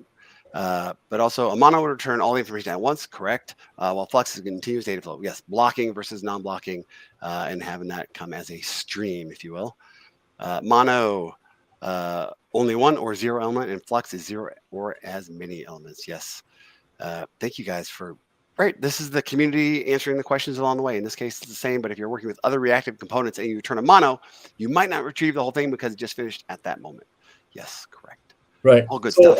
I eschewed the whole like what Flux thing because I wasn't sure if I can suss out like, okay, are we going to return a Flux or are we going to return a mono of a list? Then I have to throw in a parameterized type reference for that. And I'm thinking, okay, that's probably not going to work correctly, at least the way I see it. In this case, I'm still returning a list. But now what I'm doing is I'm grappling with the idea of telling the API, hey, I want to extract something out of a list. And then I'm getting an error based off of this, which is saying, hey, I know you have a response entity of a list of planets, but I don't have the correct, information needed to know what this is actually going to be, even though I said a list of planets. So I will need to just look at that really quickly. I have a friend that will do this. And while you're doing that, I'm going to set up our next show. Okay. Hopefully we'll do the same thing next week. We'll pick up. Hopefully this was valuable. Let us know. We're on Twitter or LinkedIn or the emails or whatever. We're all available. We're here for you. If there's something that you'd like to see us do on one of these sessions, please let us know. Thank you all for joining. But as far as I think it'd be fun to kind of pick up where we left off on our next show and have some things kind of move forward. Question here, hey, do you have some sort of group or community where we can discuss more? Twitter's a great place. I'm also on Mastodon. We're both on Mastodon. We like Stack Overflow. If you're there, we're there answering questions. Email, if you have email. My email is DaShaun@DaShaun.com. So just like it is down at the bottom, shoot us an email. But we're here for you. There's also a Twitter community for Spring developers over on Twitter. We're here on YouTube, all the places. So Evening midnight, it's here. It's fun to watch you again. Thank you so much for joining. It's good morning. Midnight for some. It's morning for others. We appreciate you, Johnny. Thank you so much for hanging out for the show. Thank you. You're very welcome, Victor. You're very welcome. No sé inglés. I apologize. I'll have to work on that. I can't even think of how to say I'm sorry. Lo siento. There. We'll get that figured out. Thanks, guys. We appreciate you. Hello, everyone in chat. And you don't have to reach out to us. You have each other. Like our chat group has done a great job of answering questions as we go. Feel free to reach out when you can. But we're here for you. Yes, and there's also a Spring developer community on LinkedIn. So yes, we have tons of places. De nada. Convert that into a yes. We appreciate you. Okay. Hey, thanks everybody. Is there anything else? Is there anything else you want to wrap up? Close it up? Actually, no. All right. So we went through everything here. Right? Yeah. We got to the stub runner, but I just said, "Oh yeah, crap." We got our stub runner, and we delivered our stubs. And maybe next time we just pick up and let's just consume some of those stubs and do that client side. Maybe reactive, but do the client side. We should probably make a reactive API first. We'll update a reactive API and then we'll consume it with a reactive client. So yeah, the reactive web APIs for the web are very specific. You have to use step verifier, and well, that takes a lot more explaining than just using a good old REST template. That's we have all the time in the world. We have all the time. It's just, we're not the only ones doing this. Step verifier. Yeah, we're not the only ones doing this. Let's get through it, and we'll do it live. And we hope to see you all with us. Thank you, everybody. DaShaun. Thanks so much. See you on the flip side. All right. Bye.